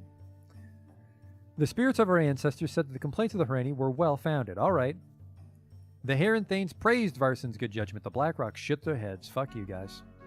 Let's raid the Buscavi. Okay. Oh, no, the harvest. We gotta grab all our food. Let's not. Sora Goodseller, a trader priestess of the talking god Isseries, comes to trade with you. In the course of a routine trading session, she shares some news. By helping to start a new tribe, you change the face of Dragon Pass. Afraid of your tribe's power, the other clans are gathering themselves into tribes. The Blue Jay, Blue Spruce, Brown Bear, and Gorin clans have joined together as the Balamir tribe. The Estrelder tribe is made up of the Buscavi, Elkinval, Hillhaven, and Hjord clans. Finally, the Greenwing, Isselting, and Poluski clans have confederated as the Valissi tribe. Other clans are considering forming tribes too.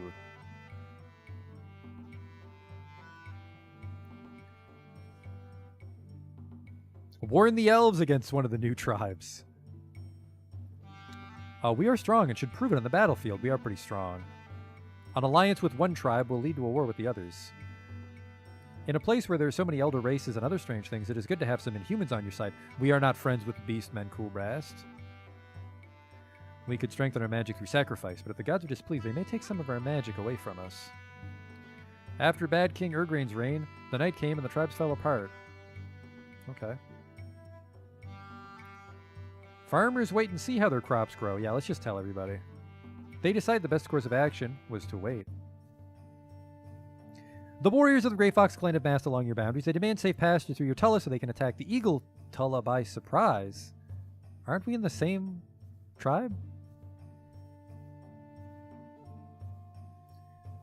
Our tribe mates will find... No, you don't.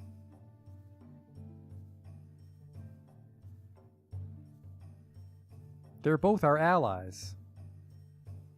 God damn it, guys. Refuse them. Although we could see they were reluctant to do so, they retreated from our boundaries. You fucking idiots. Let's raid the Boscavi. They formed into a tribe. It's too late. I think we gathered all our food. Traders from the Antlerling clan arrived with a huge book bound in exotic leather. They say that it is called Belentar's Book, and is a compilation of myths and legends written by the pharaoh himself. They offer to sell it for 80 cows worth of goods. When asked how they obtained it, they said it had been stolen from the pharaoh, but would not offer details. We want nothing of the pharaohs. Actually, Orlanth is a thief in many stories. Oh.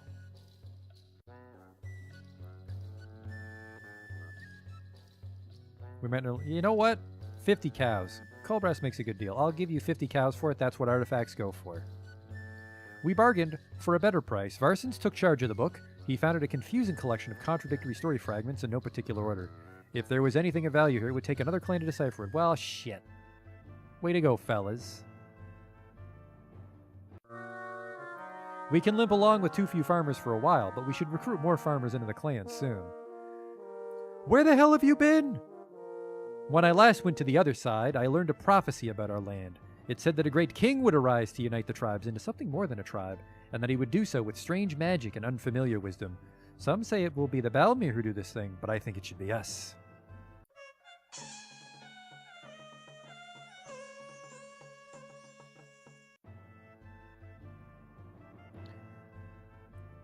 We're not making enough food here. I'm getting worried. I think our tribe might be too big. I don't know what heroism does. Let's go 2 war, 2 trade, health, crops, diplomacy for tribe shit.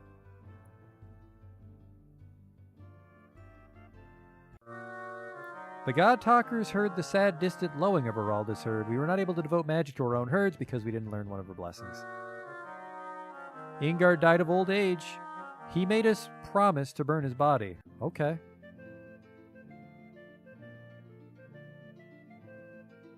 When did this happen? Who was that? There she is. Leadership, very good. Magic, excellent. She is just good at a lot of shit. She's only 22. Kolrang the Stubborn, a wandering holy warrior of Urox, has decided that the herds of Robisart may be infected by chaotic brews. If he's right, the cattle certainly must be destroyed. Otherwise, they'll breed monsters. If he's wrong, however...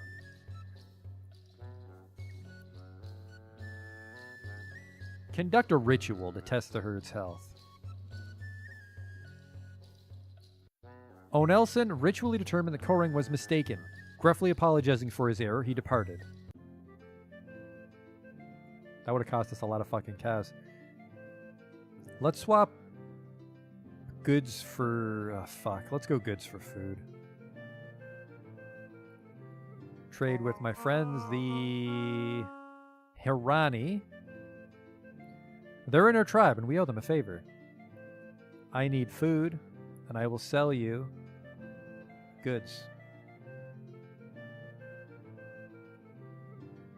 Send. I don't think our food reserves will last another season. I'm trading right fucking now. We should buy some cattle. No shit. We're gonna run out of food. Heroes of the Badgers ventured into the realm of the gods. Their path made clear by the myth we told them. They found a treasure. Oh, right. That was a couple years ago, huh? Whoops. Our caravan is back. We did not get a lot of food. Holy shit. We're being raided. They have... yeah, fucking. Take captives. Charge. What the hell? We were driven from the battlefield? What the fuck? We rushed them and we had way more guys. There was an extended clash. Our magic won. I don't understand how we lost so fucking thoroughly. 21 footmen killed. We lost a weapon thane. Your Carls complain that your thralls are not working hard enough. Beat some of them. The Carls said that they would wait and see if the behavior of the thralls improved. They said we should do more than threaten the thralls next time they cause trouble.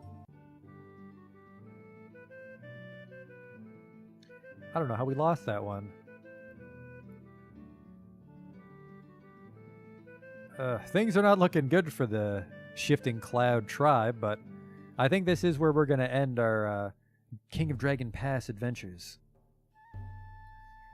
Angry widows confront the clan ring, the death runes smeared in ash on their foreheads. Their husbands were slain when the Elkin Valley last raided you. Led by the uncompromising Escula, the woman reproach you for allowing these deaths. Okay.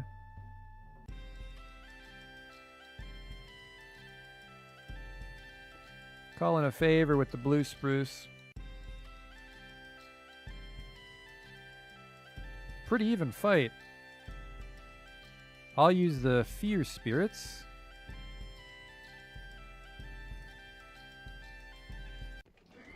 We released the fear spirits from their gem, and they gibbered and raved among the Elkin Valley. Many of them ran away before the battle, chased by the spirits. We smashed into the Elkin Valley as they were trying to reach better ground. Fierce fighting ensued. Our magic overcame theirs, but it was not enough. We were driven off. Are you fucking... What is going on?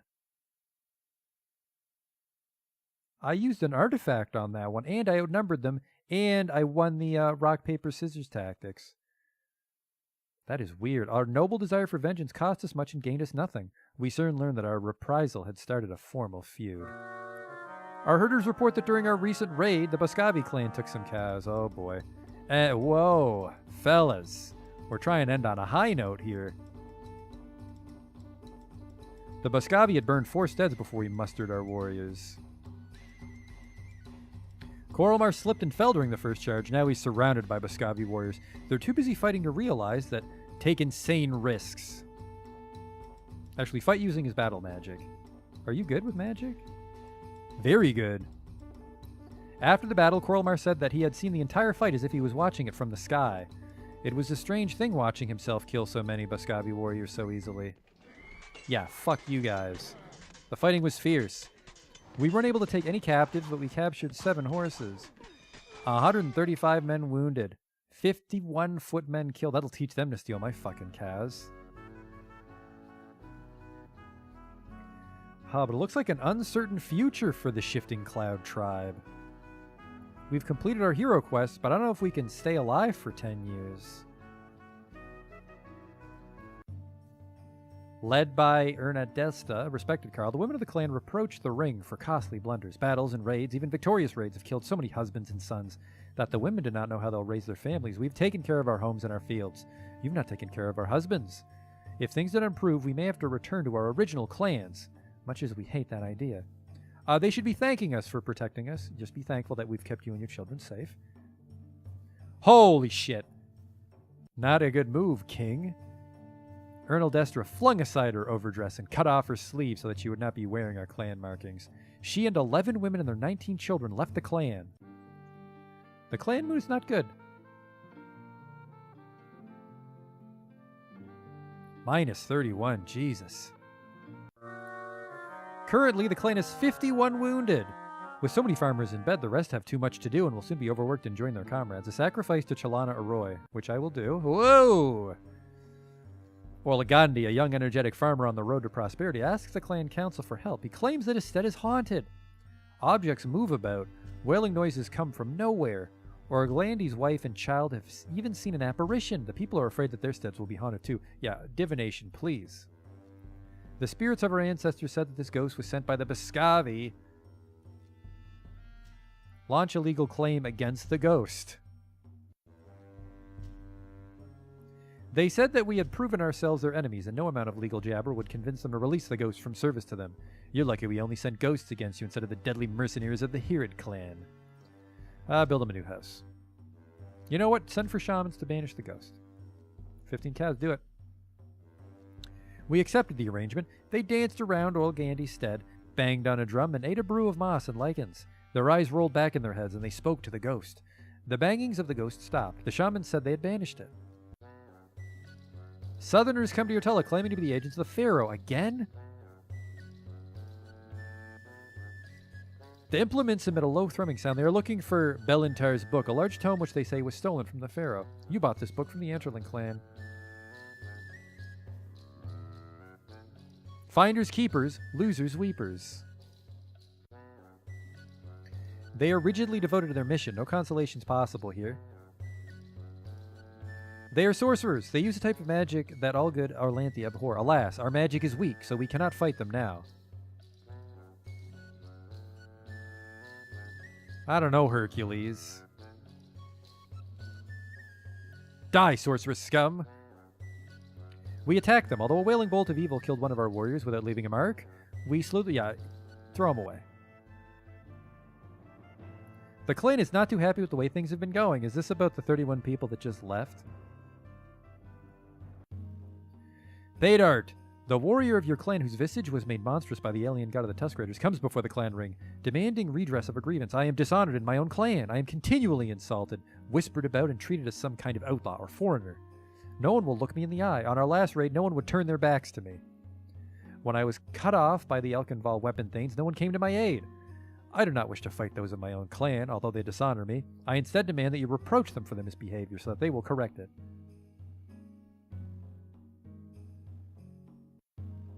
He's right.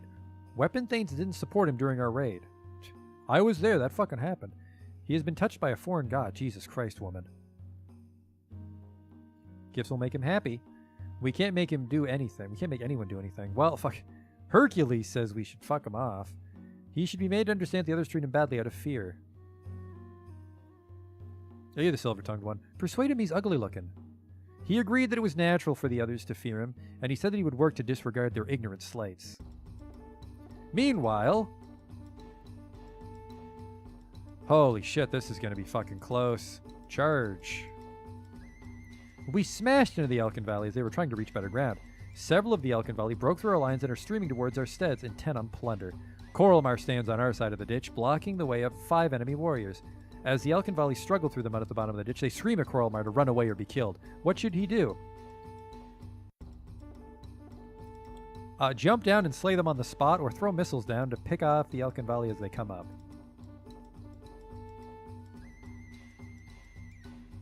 He's very good. What would Orlanth do? Jump down. Coralmar slid down the side of the ditch, slowing his descent with a sword blow through one of the Elkinval warriors. 2 of the others fell trying to turn, but a third struck before Coralmar could wrench his sword loose, catching him in the side. Coralmar tried to stand and fight, but his legs gave way as the Elkinvali killed him. But after killing Coralmar, they realized that our warriors were closing swiftly, and they chose to run for their lives, instead of trying to plunder our steads. Well, I'm sure you gave your life, but that was a pretty dramatic victory. We captured 7 horses. No weapon thanes were... Well, we lost the one guy in the cutscene, but they lost 5, 10 wounds, 43 killed, 97 wounded. We've performed 1 hero quest. I'm gonna miss Coralvar. This seems like as good a place as any, though, to end our adventures in the King of Dragon Pass. It's an uncertain future, to be sure, but... if Varsons could remain king for another, what, 8 years?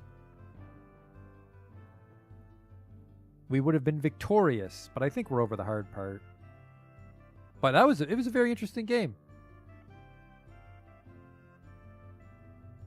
I enjoyed it. I am definitely glad I chose it for the Wednesday game, because I could see you losing a lot of time on this game, getting sucked into it. And I know a lot of people that watched it thought it was pretty neat. Now they might want to try it. Well, I thought it was pretty neat. It's also like a $10 game on Good Old Games, so great pickup if you see it.